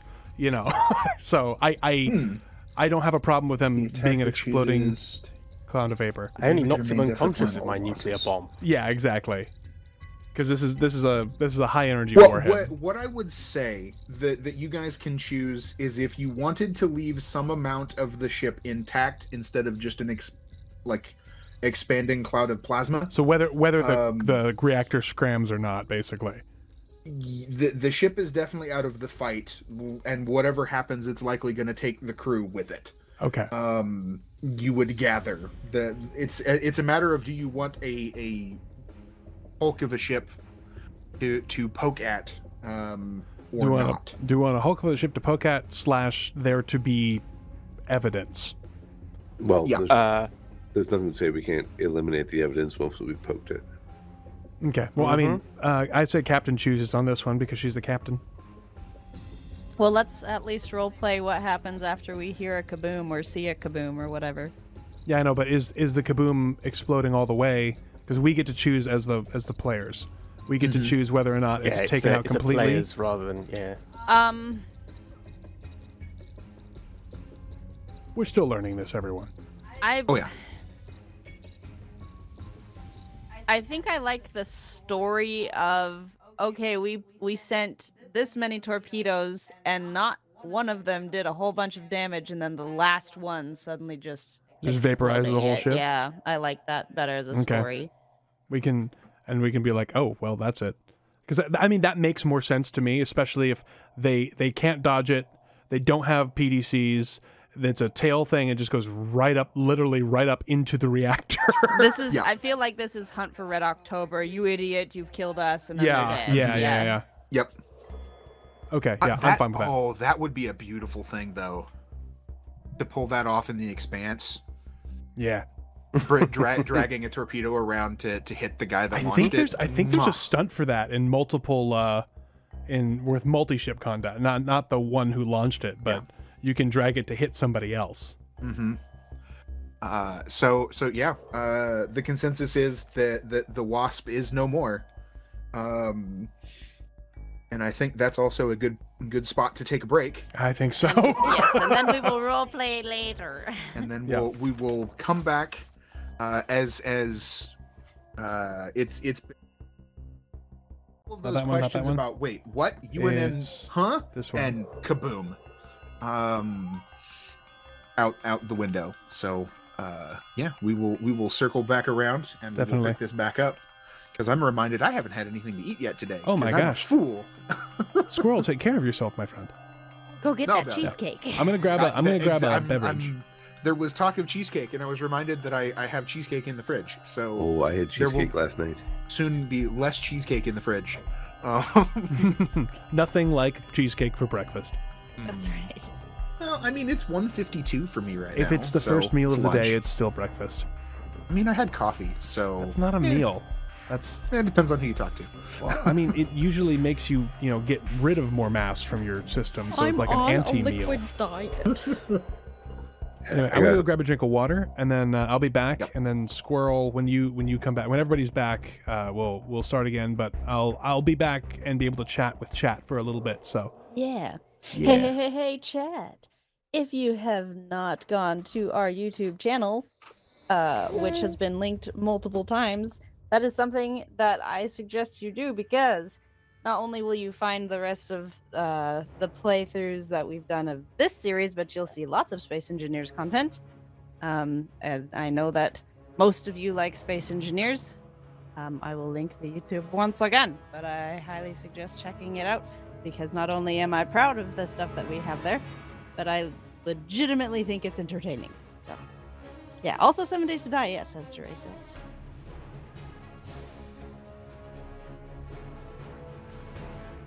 And Majestic Dwarf, yes, this is an expected intermission. However, he doesn't have anything readily available for expected intermissions.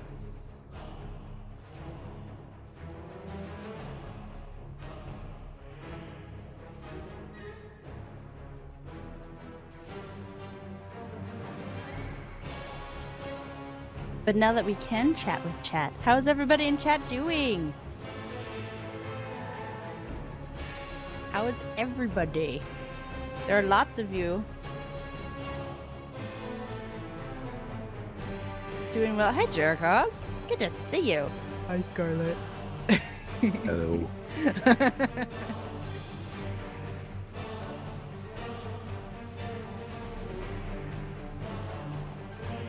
Space Engineers ship design. Love it.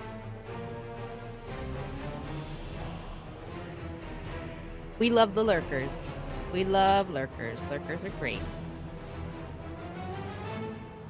Tired and achy, Dwarf. I'm sorry that you're tired and achy, but thank you for sticking around while you're poodling around.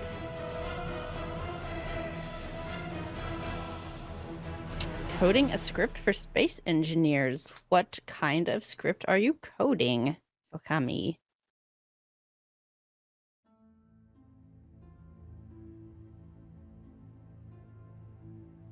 PM Nutrition. SnowRunner. So I've seen it played, obviously. Engineer, we are being But followed. I guess I don't get it. What is exciting? Why do you like SnowRunner? I'm interested. Why is it fun for you? Is that the one where you drive trucks around? Yeah, you drive trucks around in the snow. Yeah. Because I played one called Spin Tires. I think it was the predecessor to Snow. Yep. Same company, I think, too. Yeah. I could be wrong, but I mean, it's neat. It can be fun to drive trucks that you'll never get a chance to drive. Big trucks, heavy loads versus nature. Got it. Yeah, because I think a lift calculator for the SC script. That's cool. spin tires. It was a lot of Russian vehicles. Yeah, I think it was a Russian company that made the game, but I could be wrong. Probably.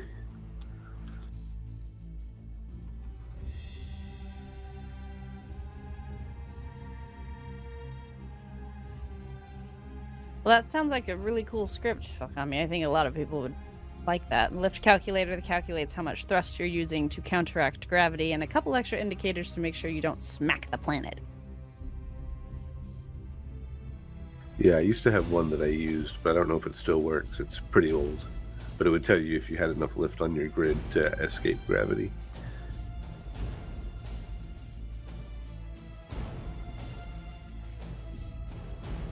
It was nice to be able to be like, yes, I will be able to escape. Yes, having some assurance. By the way, everybody, this is Eris. She's 5 months old. She'll be 6 months old in a couple of days. Yeah. Yes, that's the microphone. Oh.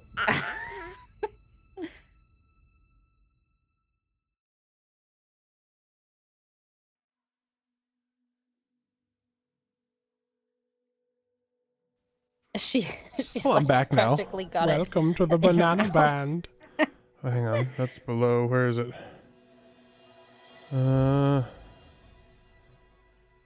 Balls, where is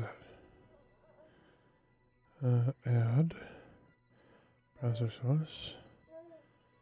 Add existing Streamlabs. There we go. Your niece an October baby as well, then, Nutrition? There we go. Sorry about that. That was Hotem9. Thank you for following. I appreciate that. I also want to really quickly thank everybody for following who's followed. So, of course, see, we've got Scruffy Madman 67, who's the first one to follow. And then Wasted Space with the phenomenal 234 person raid. Thank you, sir. I hope you're having a good sleep now. Brahma Joe and Screeny and Harold Graver, David _TS41, the Eternal Spy. That is a sneaky name.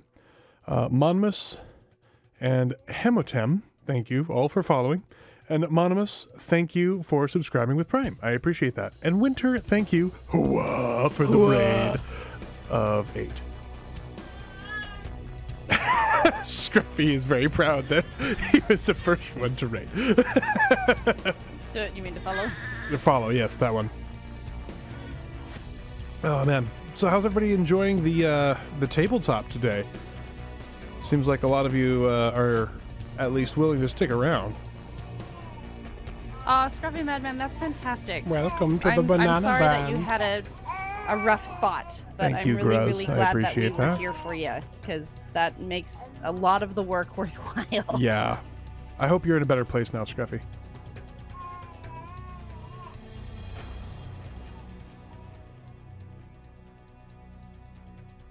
I'm glad to hear people are enjoying it. Dwarf, if you do buy a copy, I mean, like, the art alone is worth it. The art you're seeing in some of the art that you were seeing in the corner, and then some of the background art in the stream itself is all from the book, and it's fantastic. Ooh, a lurker in our YouTube area for 2 years now. Wow. Wow, yeah, look at that. You had a follow. I did. I thanked them I didn't without hear them. talking over you. The baby is very excited to be Yes. here.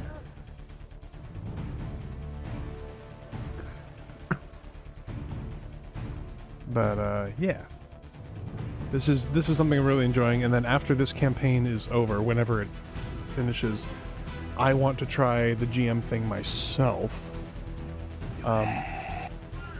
And there are a lot of things that I want to do that, I mean, unfortunately, I think the people who play, anyone who plays that one is going to have read all of the books, because I want to set it post Leviathan Falls for reasons, because I think it's going to be a really, really, really, really interesting setting. Yeah, Harold Graver, she does have a lot to say. I think Candor might... a bold... Yeah, that's a bold choice. Yeah, like... Okay. Like, one of the systems perhaps halfway between Laconia and one of the ones that isn't going to survive. like halfway between there. So if that gives you an idea. Spoilers.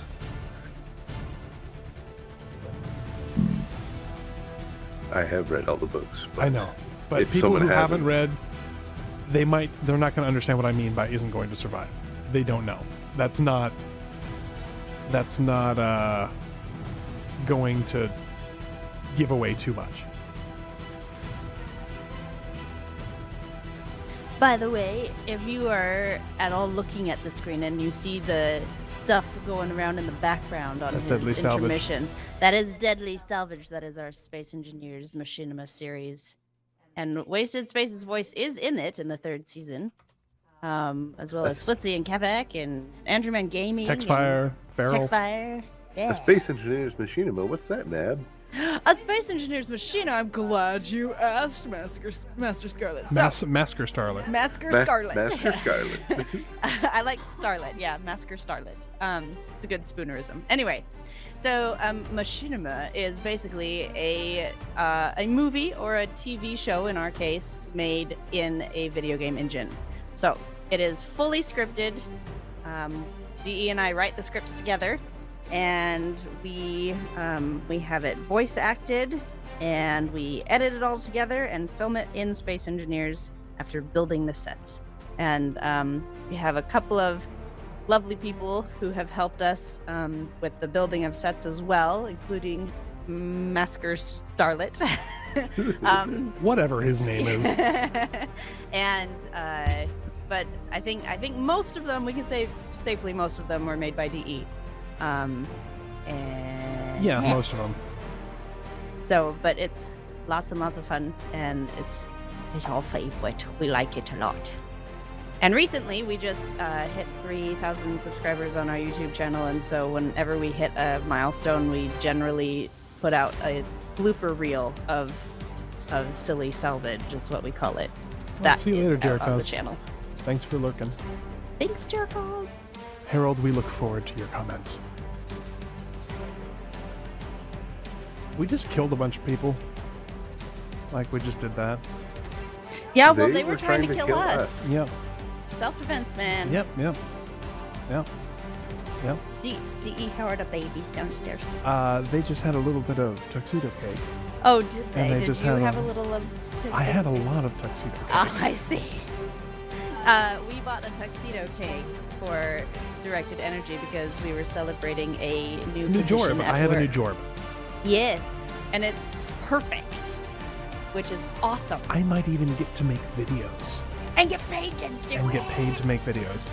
Can you make safety videos using Deadly Salvage?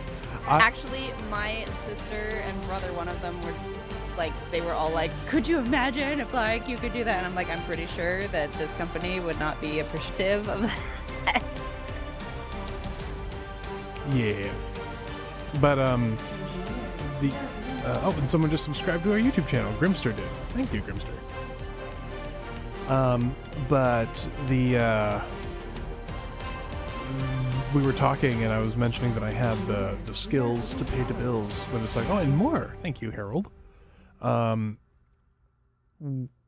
They were like, yeah, we just wish there were like training videos with like, you know, humor to keep people involved. I was like, did you just call my name and tell me that you want me to do exactly what I want to do with my life? Like, I told Nab that when I heard that they might let me make videos and get paid for it at work, I almost cried. Like, I was so emotional and so happy because, like, when I first started working at that company, I got hired while I was still going to community college for film production.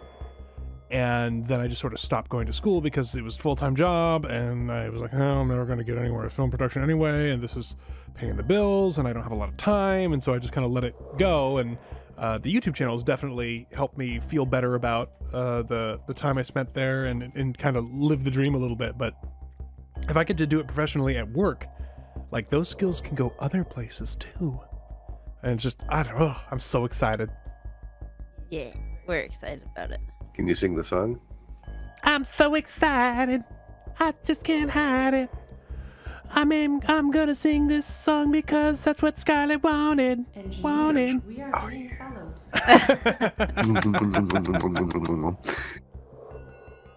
I just eat it up. I know. Speaking of eating, pretzel time. Yeah, Tin Man, exactly. Transferable skills. I think Squirrel might be eating the entire cheesecake he has. Yeah. I think he's eating the entire thing. I kind of hope he's watching. I posted a picture of the before. There is no reason to post. To post an after. Oh, those I little did ones? not mean to do so. It just sort of happened. Oh, no. But I am now back. So. All right. Okay. Final Is user? everybody back? I am here. Is Okay. everyone prepared to return to Defy the Stars? I think we're ready. Mm-hmm. All right, here we go. We're going back in. Back into character. Thank you, chat. You're awesome. Yes, thank you, chat. Here we go.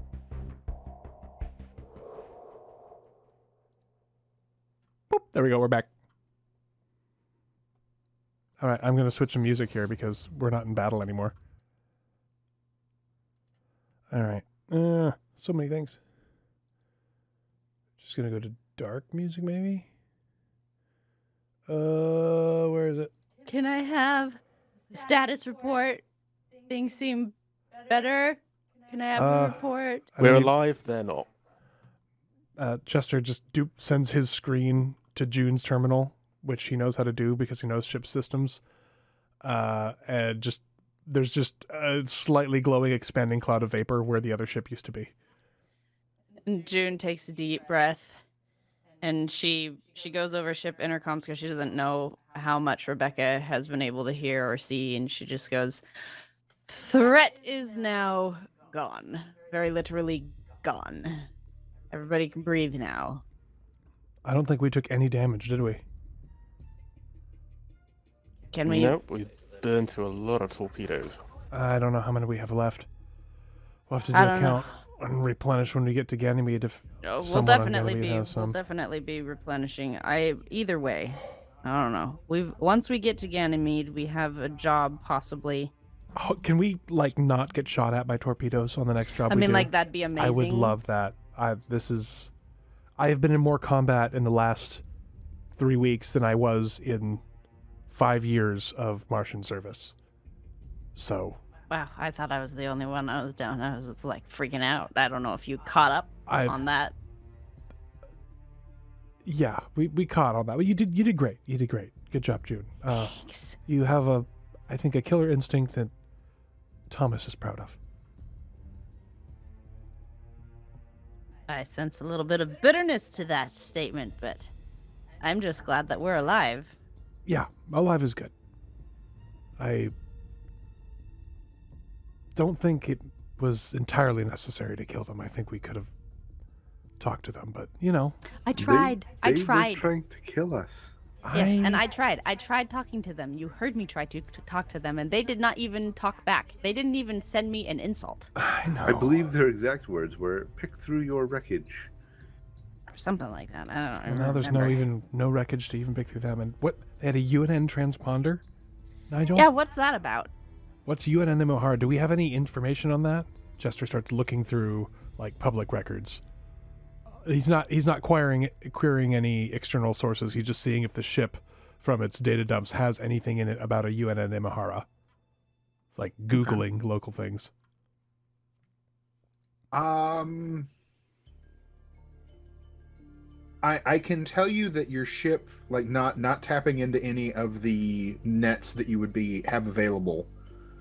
There's not anything locally that you would have. He just doesn't want to.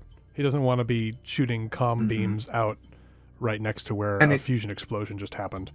Yeah, it is worth noting that, because I don't think I specifically said, when they were running dark, they didn't have obviously anything broadcasting, which is sketchy on its own. Right. And it's not, they didn't exactly turn one on in the fight either. But Right. You would gather from the voice that you heard and the what you interacted with, that this was the same vessel that you encountered when you first acquired the ship that is now the Good News. And it was Right. And it The was an Wasp. Earther vessel as well. No, it was not. It was not broadcasting a UNN code transponder at that point either. Okay. So Was by the way, I didn't bother to ask, but was the voice accented at all that we heard? Would I be able to tell if it was a belter or anything? I mean, you know if it was a belter, obviously. Well, maybe. I mean, some of them are good at not speaking. Some of them are good at not using that accent. That's true. Mm-hmm. I guess. And then you have like Miller wasn't Miller actively? He was actively working for Earth, but he was a belter. It was his younger the junior partner there that was like actively taking belter lessons. Yeah. Oh yeah. Mm-hmm. So other way and around. it got him But stapled to a bulkhead. Yes. He's fine. He walked it off. He did. He really did. Yeah.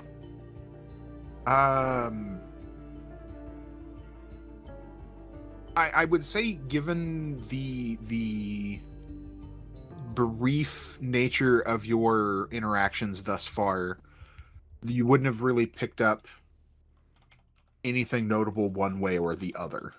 Okay. Welcome to the banana band. So June is after she figures out that there's not really much more information out there as of right now. She just kind of goes, Welcome to the banana band. Are we just going to continue to Ganymede now, or do we want to scan and see if there's any trace of anything left out there? There's not anything left. I think, seeing as we're pretty much at a stop anyway, we all take a quick walk. Well, maybe not all of us. Take a quick walk outside and go through our plan with the data drive and the torpedo. How many do we have? Do we have enough torpedoes to spare now? Like, well, it isn't necessarily going to brick the torpedo. I guess that's true. We let it scan, but we don't let it transmit, right? Oh, well, first of all, we let it Well, if it wants to transmit, we let it transmit. But first of all, Thomas, has anybody picked up on the distress signal I sent out? Do we have anybody coming in? Not that I've seen. I'll just do a quick peek, and I'm going to use the sensors to see if there is anybody heading our way. So GM, as far as anyone else would know, if we hadn't poked in, it just looks like a pirate ship attacked us, right? So there's no way that anyone else would be able to prove that we knew that it was a UNN ship, right? That's kind of the gist I'm getting from what. I don't think anyone can prove that it was a UNN ship now. Well, it was yes, just their it was just the transponder. The UNN knows what ship it is and knows where it went, and sees a boom. And then when we drive away from here, they're going to see our drive plume, and they're going to be able to know our drive signature. So. Well, we also sent out a signal, like it's sent a obvious distress that call. We were being attacked.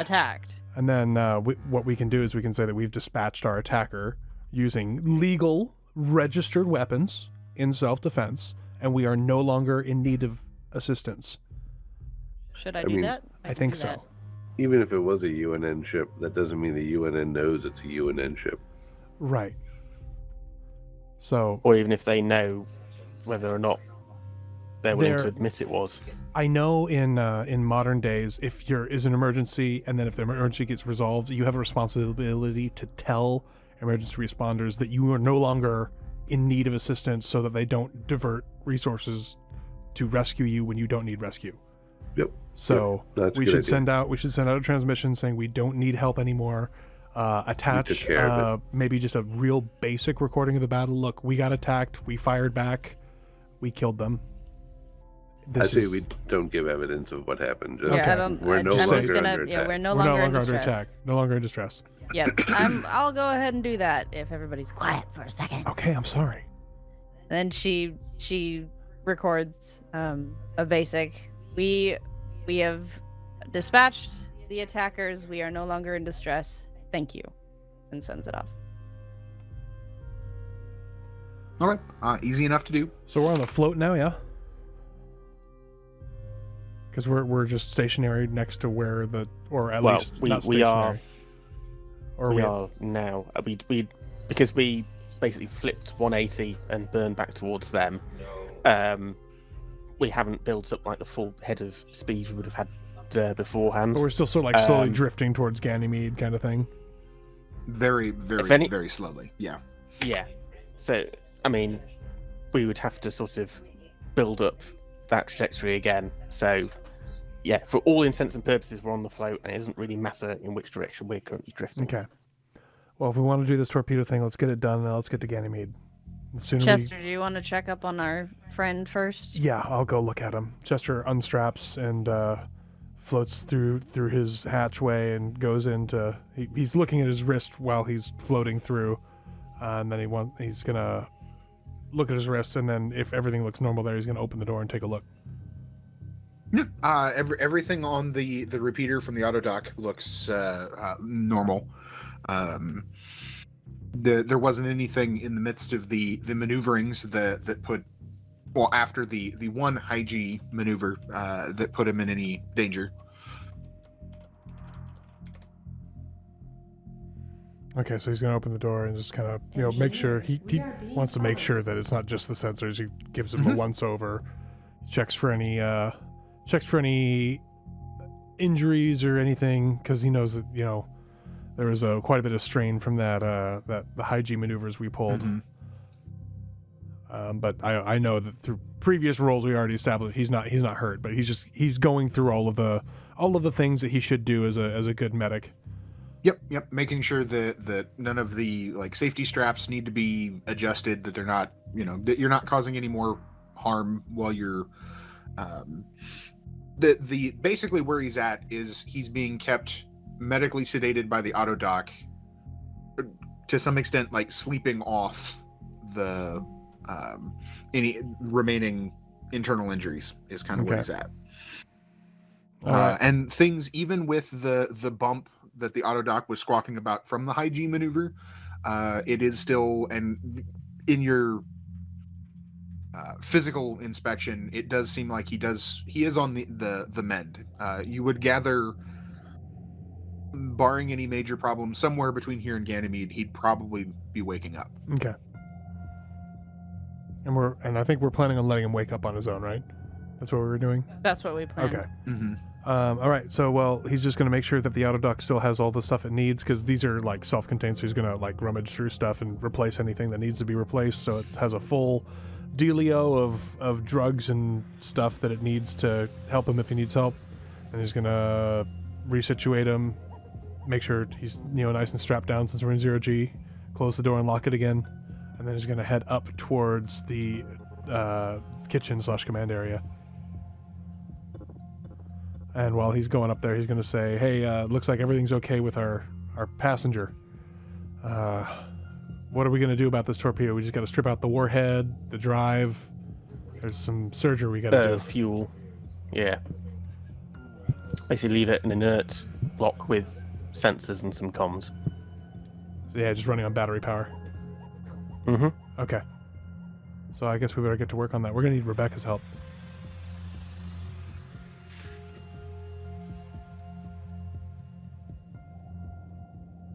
While Chester and Rebecca and Thomas are working on the torpedo, in the databank from our acquisition, in the Operation Dust class demonstration mode, were there ship names?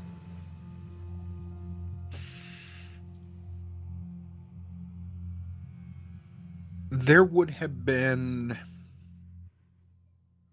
some, but it's not, but it would be the MCRN Donager, as far as an example of the Donager class, the what's the term?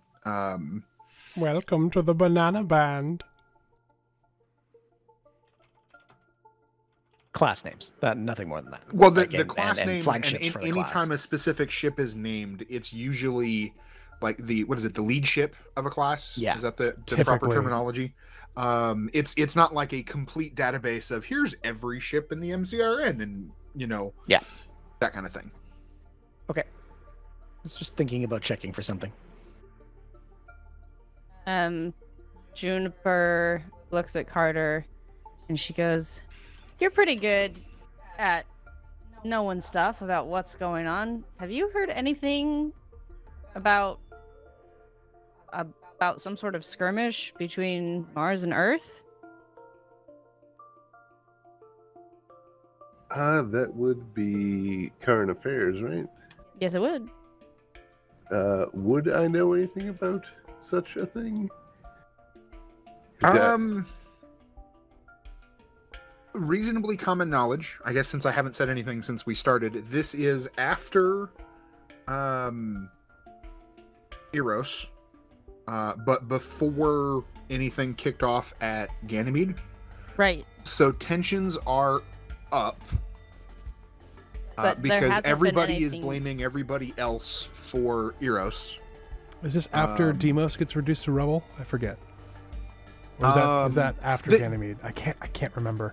I think it was before. Because that we can was say it's the before. UN This is swiping ours. Yeah, it 'cause back. it's in retaliation for Phoebe. Okay, yeah. Mm-hmm.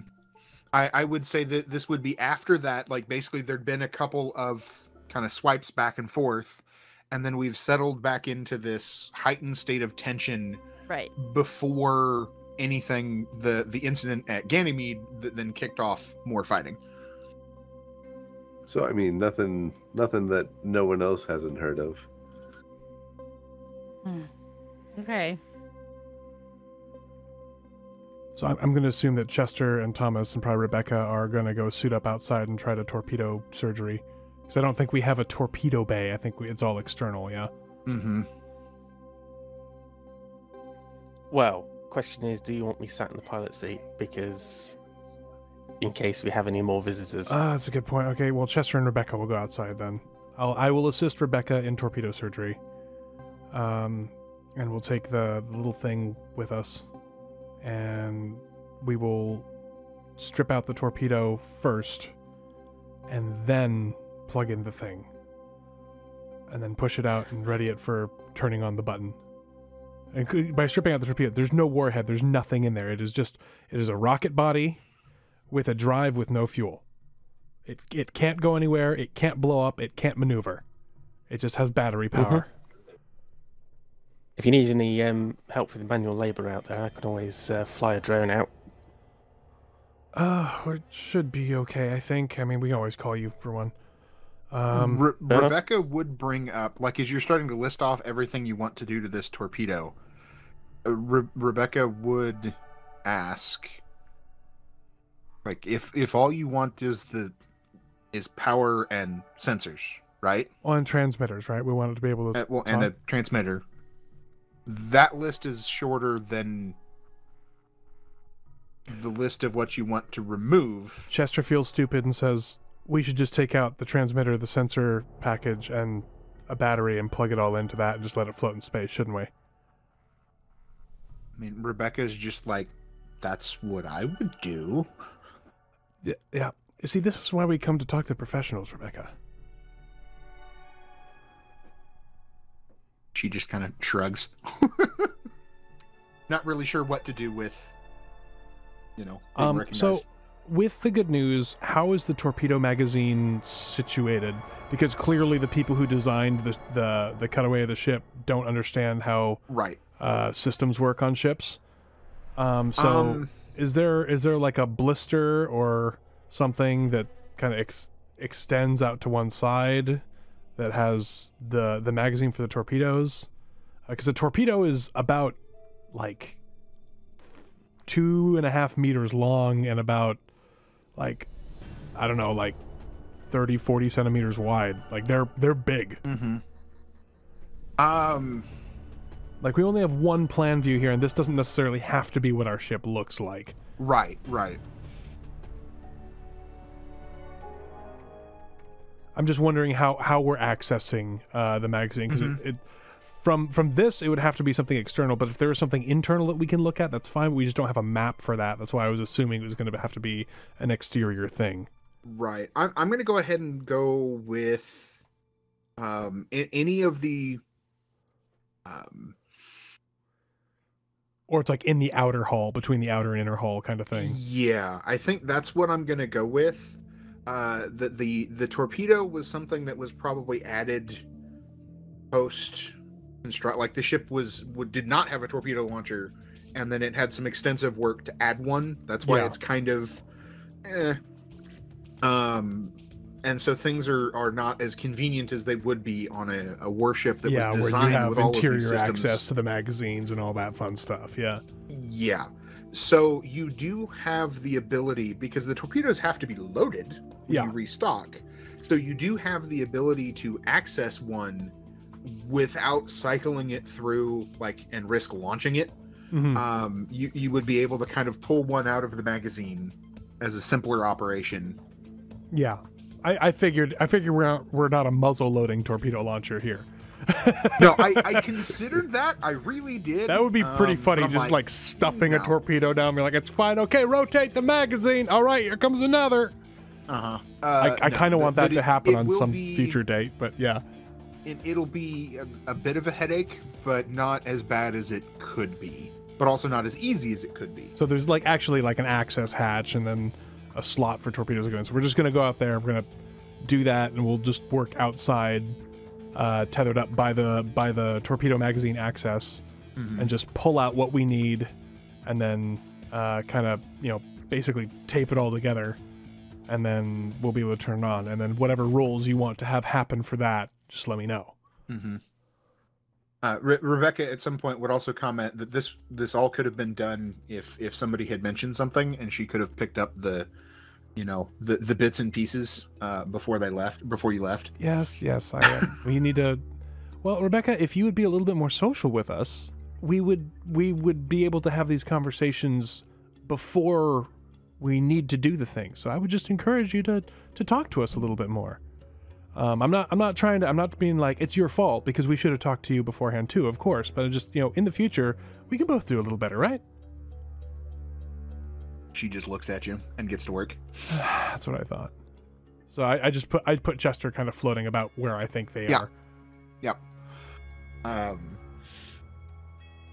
send the medic to do surgery on the torpedo. It worked for Star Trek. Yes, it did. I mean, it's kind of the same thing, isn't it? I mean, don't touch the buzzer. Yeah.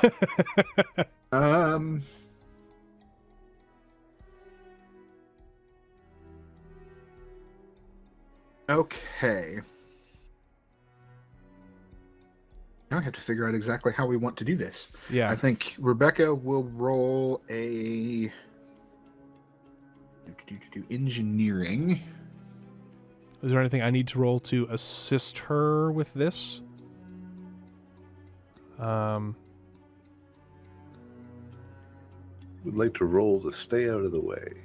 Roll to stay out of the way. Roll to be not Chester.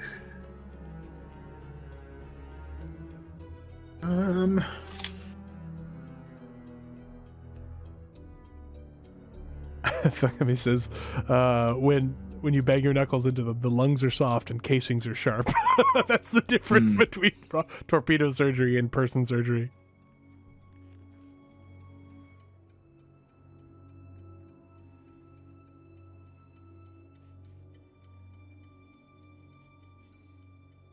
Matt Churn. Oh, okay.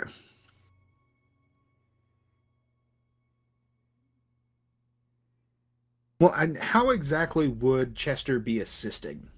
I mean, I figure in 0G, it's always nice to have an extra hand or two. And yes, Rebecca's a belter, and she can do all this stuff, and she's great at it.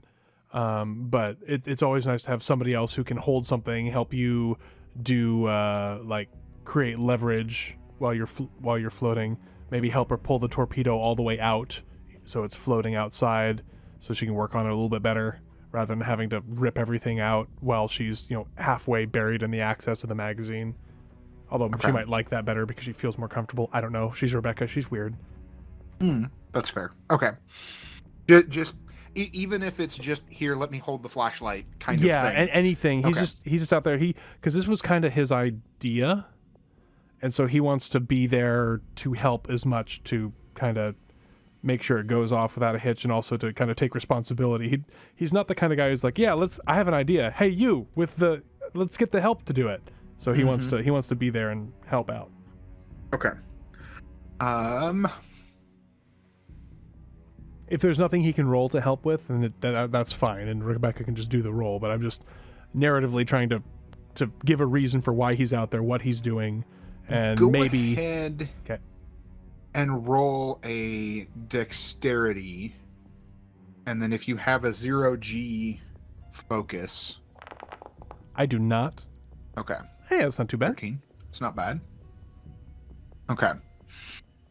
So this is going to take a while, because normally the torpedoes are loaded in a particular way, and they're designed to leave the ship in a particular way, not be like accessed from the back like this. But you are able to start digging into it, and so this is going to probably add. And Rebecca would have been able to inform you of this from the get-go, that it's probably going to add like 10, 12 hours that she's going to need the ship not to be moving, okay, in order to access these things. So I'm kind of putting it into an extended task sort of format. And to start with, things are going well. Able to start getting into basically an actual torpedo that she can remove panels from. Anybody have anything else they would want to do as Chester and Rebecca are beginning torpedo surgery? We didn't take any actual damage to the ship, right? We evaded. We didn't intercept any torpedoes. As far no direct damage, like combat damage, but there probably would have been some debris. Maybe like there would have been like some glancing PDC fire probably at some point. So nothing would have registered as, oh, there's a hole in the ship. Right. With some scratch paint here and there, dents, maybe punctured radiators, stuff like that. Still worth checking, seeing as we're on the float anyway. Yeah, I was going to say, since we're on the float anyway, I think Carter would go out to just do like a visual inspection of the outer hull. Okay. Totally not taking a paint gun to paint a ship silhouette somewhere. He's definitely doing not. that. He's definitely doing that. Okay, so go ahead and roll a... What would that be? Perception? Yeah, I think to start with, it's just like a perception, like seeing, because you're looking for obvious stuff. Like, yeah. Oh, nice. Well done, Carter. Thank you. Okay. Nothing terribly obvious. You find a couple of places where, like, again, the paint's been scratched. Maybe one of the torpedoes that I think, didn't you bring one down with PDC fire? Yeah. And then kind of flew through the debris cloud that was left of it, and that kind of damaged a couple of things. It's nothing major, nothing that's going to mechanically cause the ship any problems. But you're able to like compile a list if that's what you're wanting to do, or you'd probably have time to start working on some of it if you wanted to. Yeah, I think I'll patch some of the paint under the nameplate of the ship, with like a little black tally mark that might resemble a ship. Okay, might not. You know. With that roll and 5 stunt points, it's one of those like, is that a kill marker? Because it's not something civilian ships normally have. But no, that's just you know, that was some debris damage that got repaired. Yeah. Absolutely. Anybody else? June is just gonna clean up. Like if there was anything that was in the public areas that needs to be straightened because they didn't lock anything down, then she'll just be cleaning it up. Yeah, there was probably a couple of things, because you guys were you had a little bit of time to prep for this when you thought there might be something out there, but there's always something you forget that takes some cleaning. Nothing that would require a roll. I think, let's see. Nigel? Thomas? Nigel is going to fiddle with our data core friend a little bit and make sure to continue playing chess with it. But considering the entire point of our torpedo experiment is to test it. He's going to make sure that he can access it remotely. Okay. And I think that's it. I would say in the amount of time that you've been playing, like essentially playing chess with this thing, you discover it is really quite good. It begins to, if there would be any like tactics or moves or anything that you would tend to like favor, it begins to anticipate that. And oh no. Yeah, you find that it's in a very limited way. It does seem to begin to absorb that information, and like at one point it actually suckers you in quite effectively. It's getting smarter. And then after each match, it actually is like spitting out a report, and it's always phrased as like it's essentially using chess, but it's viewing it as engagements. Yeah, after action reports. Like it's giving you after action reports, and it's like the way you had to trick it into playing chess with you is actually assign like basically give it a ship profile, like okay, this is a pawn, this is a and then it's spitting out after action reports and telling you that like, oh, my recommendation would be, and it starts like telling you how you could win matches with fewer pieces. Interesting. Kind of thing. I when you had said you were playing chess with the drone, I thought you meant just like the original drone, not the data core itself. Yes, yeah. The Otherwise, drone I would have brought that core up put sooner. together. No, that's good. That's helpful. Slightly concerning. Okay. I think that leaves. For whatever reason, I always get Thomas and Nigel confused. But Thomas, you're up. Thomas is going to spend the time just checking that there are definitely some kind of vendors on Ganymede with catalogs for torpedoes. Yeah, there would be people. It's a very select market. There are not many folks outside of established navies that purchase torpedoes. But if you know the right person, of course, the catalog doesn't say torpedo, but if you know how to read the catalog. Yes, is what I think is. I mean, private security and private warships are a thing. So I thought it's not going to be difficult to get hold of them. But no, yeah, that would be. You're right. I hadn't thought of that. You're not going to get Martian torpedoes, but you can probably find whatever the Belters use all the time. Those are probably pretty easy to get a hang of. Yeah. So we're not going to get plasma torpedoes, but we don't particularly want plasma torpedoes. I mean, good old-fashioned C4 warhead, right? Yeah. I mean, it's got some World War II era Torpex in there. No, it really is a World War II torpedo with a fusion drive strapped on the back. It's on the side. It's called Mark 14.5. Oh God, no.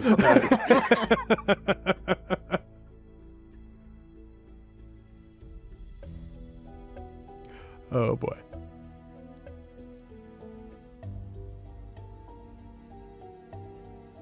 So all I would want to do would be to maybe do some preliminary research into who would be best to go to when we arrive. Okay. I'd say you're able to narrow it down to a pretty decent list. There would be a varying amount of quality versus quantity, because there would be folks that I think, like chat just commented, made out of duct tape and prayers. Yep. You can get those pretty cheap, but the failure rate probably tends to be pretty high, despite what they guarantee you. Especially if they know you're an Inyaloda. It's kind of hard to file a claim on a guarantee for bad torpedoes when you're dead. but they can spend your money. I forward the list to June. Okay. Oh, and yeah. So we'll come back around. Let me do another engineering roll. Nice. Okay, not so good on the drama die, but a good roll. Good job, Rebecca. You're doing great. At this point, I'd say the end result of this one, she has managed to extract the like guidance computer sensor housing, and kind of just left it floating in space. It's very obvious that Rebecca is used to working in 0G. She takes to it pretty easily. I don't know where I was going with that, but and I would say then, Chester, as you get started into this, you're continuing to assist where you can, and hand over tools or take them back and keep everything kind of organized. Your indicator for the auto dock does blip at you.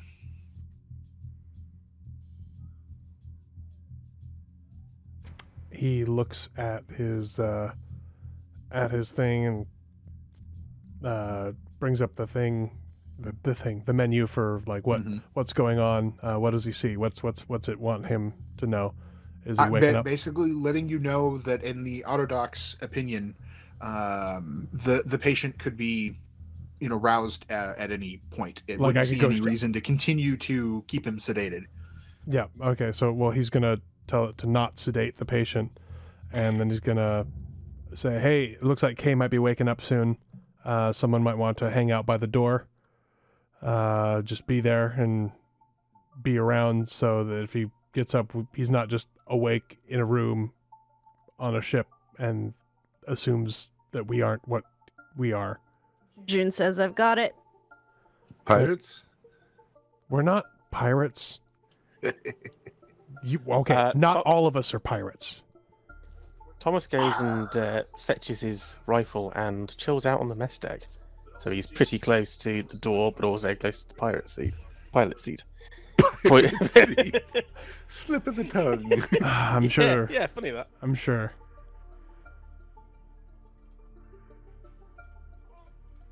Okay. And Chester continues to help Rebecca with her shenanigans. Okay, so go ahead and roll your dexterity again. Okay.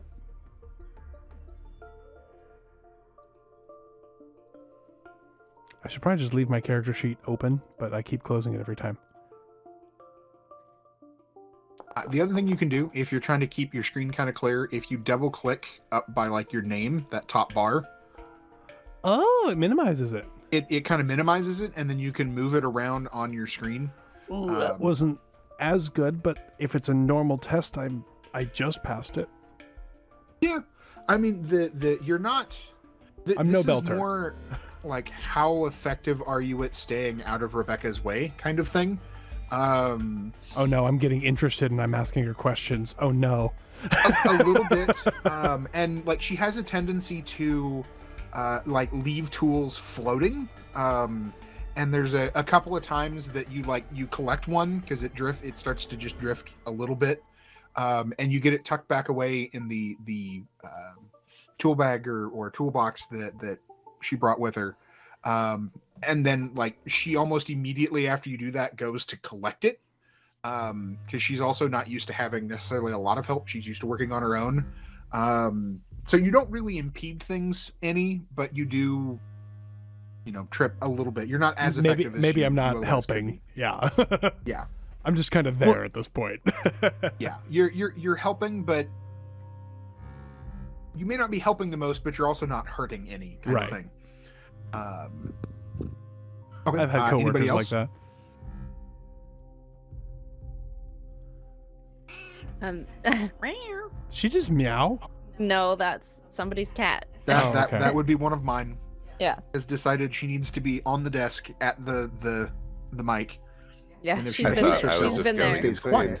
No, she's been there for a while. She's been meowing a few times. Yeah. But June is basically just sitting outside the door of the med bay. Actually, I think she's going to go in and sit against one of the walls and just kind of be in there. Okay. Yeah, I'd say the bunk is there and the acceleration chair is still there. You can kind of sit in the chair and it turns a little bit so you're facing the bunk. Mm-hmm. I thought didn't you get him into the chair? Isn't he in the chair? Oh no, yeah, other way around. You moved him to the chair. Yeah. Before the fight, so you sit at the edge of the bunk. Yeah. So I'm on the bunk. Thank you. How tall is June? Brain. Is she kicking her feet off the edge of the bunk, kind of sitting on the edge of the bunk, or is she? No, she's still coming down off the battle high. Okay. So she's kind of just there, like rubbing her thighs. And... No, she's just being right now. She's quiet and I'm alive. No, not even. Like she's in a state of almost shock right now. So she's just sitting there. Well, when he wakes up, sounds like he's going to be in good company. And then let's see. I think we've got Carter. You'd be done with your, in air quotes, repairs at this point.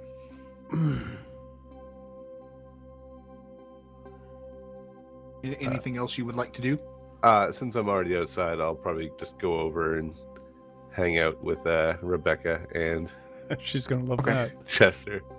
Well, unlike you, I am a natural free fall person. River, it's time to get down.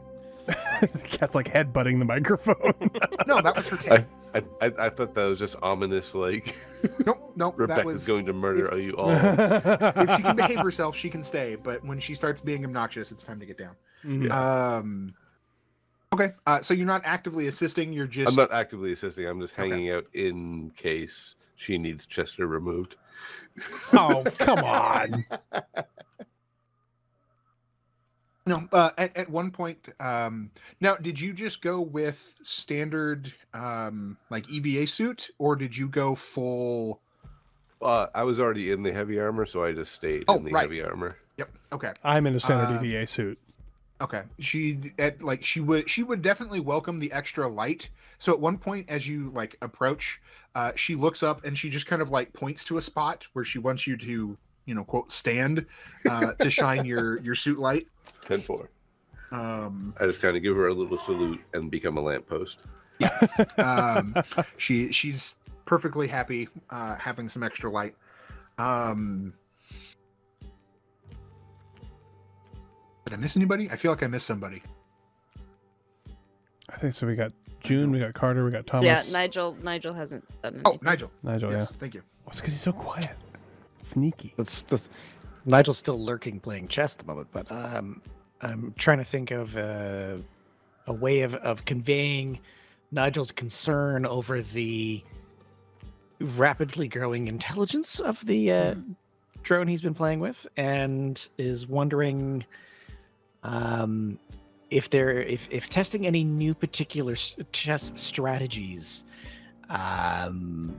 unusual ones, has netted any interesting results, including any interesting names on those after action reports. Okay. Go ahead and roll. So at this point, you're not just idly playing chess. You are actively attempting to collect information. So roll I think this will just be like a flat intelligence roll. As you're trying to throw it curveballs to see what happens.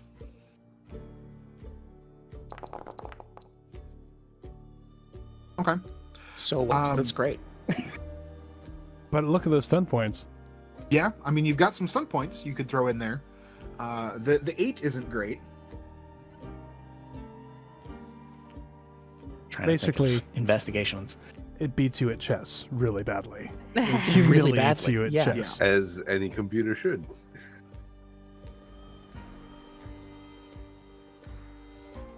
Play like a monkey. Oh wait, you are a monkey.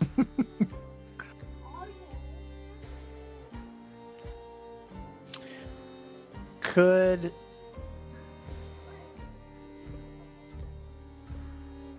we use Lucky Break? What does Lucky Break do? This test results leads fortuitously to putting 2 and 2 together later. Treat one irrelevant focus as a tangential one on the next test you make to unlock a lead related to this test. That's the detail. I'm sure that's for the other type of investigation encounters. Okay. So it may not pay off for me now, but maybe something you did this time will help me later. Okay. Yeah, it kind of bank the what I'd say this time, as you've recognized its ability to learn from you, you do start to kind of pull up like classic chess moves. Like, okay, maybe this thing just has a database of chess, and so you switch up kind of one tactic for another. And oddly enough, even with an 8, like, you win the match, but you don't really immediately glean any additional information about how this thing is operating. If that makes any sense. Mm-hmm. It let the Wookiee win. Yeah, either it let you, so you're not sure if you just got lucky, or maybe I did trip it up by suddenly changing tactics, and so you're going to have to invest, like, these matches are taking, some time. Welcome to the Banana Band. All right, and then let me see. So let's see, we've got the guidance and the sensors. I think all she needs. So you wanted sensors, you wanted communications, battery. She would tell you, like, there are other power sources that you can use without messing, like that could get tricky, so that can be sourced elsewhere, but she still needs to get the communications module out.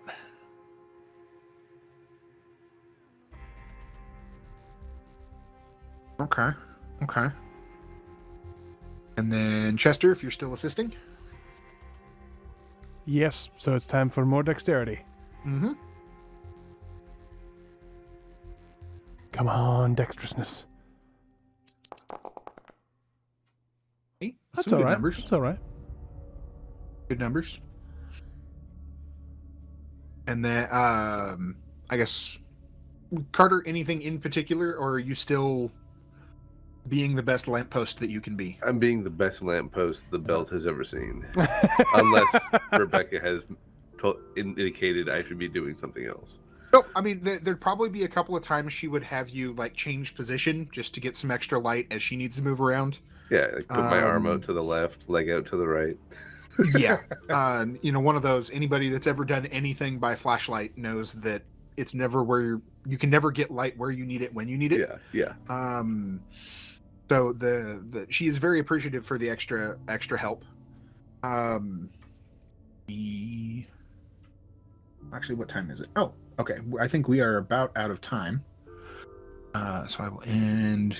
I guess let me jump back to Nigel then, and the chess playing drone or data core. This is something that's coming out, and I'm like, what's happening? I love it. Mm. And I like the fact that Nigel hasn't told anybody. He's still just sitting there, like, Like, no, this is fine. It's a curiosity. Nigel's interested.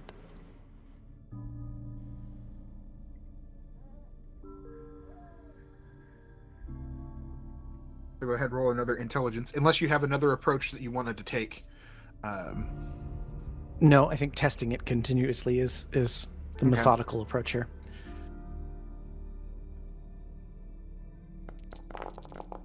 Did not mean to hit that twice. Like I said, that was a lot of D6. Wow, it's the same one. That's amazing. It's the same roll. Same thing, yeah. Okay. Nigel is nothing if not consistent. Mediocre roll. 13. 13 isn't 13's mediocre. not bad. It's above average.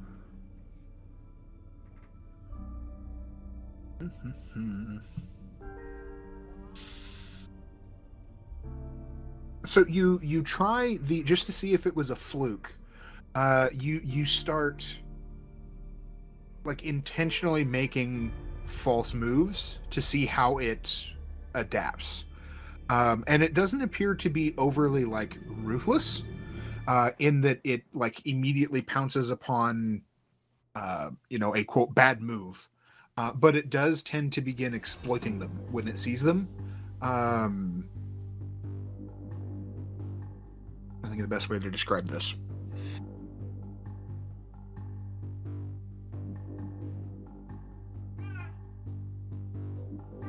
Okay, River now has gotten the zoomies. Good to know. I just hear from elsewhere in the house. It's the third drone. It's come for you. Well, I guess, would there be anything in particular, instead of me trying to anticipate what Nigel is trying to learn, is there anything in particular Nigel was trying to learn in this phase of chess? In this phase of chess, Nigel is attempting to learn how it reacts to stimulus that is non-standard. So how is it reacting to something it doesn't understand? Okay. Like if you move a chess piece, quote, illegally, or just making a really, really dumb move, like intentionally just marching your king out. Yes, the intentionally making dumb moves. Because okay. I'm guessing that, or Nigel is presuming that the data core is going to respond to an illegal move in turn. I'd say using on the 13 weapons. On the 13, I think you kind of get you try that, because like you would have had to teach this, like you had to give it the rules of chess. Yes. That's not something that was in there, and so like if you intentionally break the rules that you give it, you do find that it doesn't immediately start doing that, but you do see that move pop up at later dates, that you have to then go back in and tell, nope, you can't do that. But if you break the rules, it responds, it begins accepting that as a new rule. You have created a child. Congratulations. Oh no. But then when you intentionally make bad tactical decisions, I would get, you end up with some very, very short matches, because it perfectly accepts the fact that its opponent does something dumb, and the quote after action reports that it starts giving you starts paring down more and more and more the pieces that would be needed to counter that opponent. But then when you start amping up again, and playing tactically, you see those after action reports shift that you need it needs more pieces. Interesting. In order to combat you. That it recognizes kind of back and forth as you've provided it stimulus, that it's evaluating its opponent, and then adjusting those recommendation after reports. Right. Okay. Is there any information in the after action reports that is related to the data we saw in demonstration mode before? Or is it just chess pieces? I guess that would depend on how Nigel would have gone about, in air quotes, teaching the data core to play chess.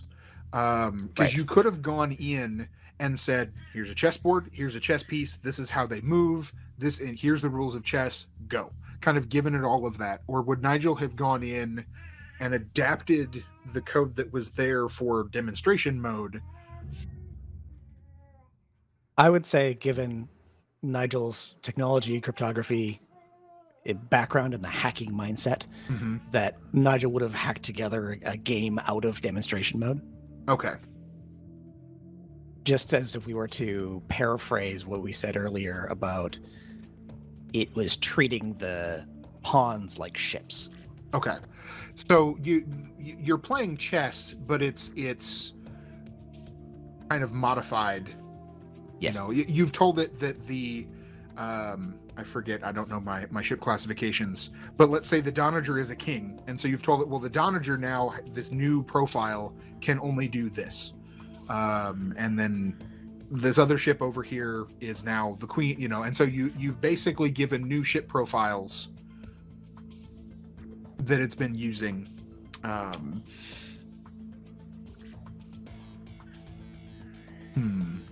Interesting data as to just like names, or Yeah, I would say anything to do with names or any particular assets it always prioritizes. Okay. Well, whatever you assign as the king, obviously it does favor, because that's the entire point, is to protect it. And so you and that's one of the things I'd say you've done is you go back through and you change out what ship is the king to see if it changes. Yes. And it doesn't, like, if you tell the core that the dinkiest little patrol ship is the king, it treats it as the king, and it, you know, it continues within the scope of the combat scenario that you've given it. That is the priority. It doesn't question that. Otherwise, you don't really get anything new as far as names or anything like that, but you do see that it is constantly attempting, what would be the best way to say this, the most efficient use of all of its pieces. Right. Okay. It's constantly, that seems to be its goal, is whatever pieces it has, it uses as efficiently as possible in order to win. Right. Win at as little cost as possible. Yes. Okay. That's helpful.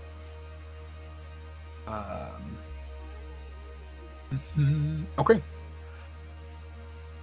Is everybody else just kind of hanging out, still waiting for Kay to potentially wake up, or was there something else that they wanted to do in that time? I think we're waiting for the next beat, which will probably give us our cliffhanger, knowing you. Well, that's what I was looking at the clock, and I think that's probably where we're going to end.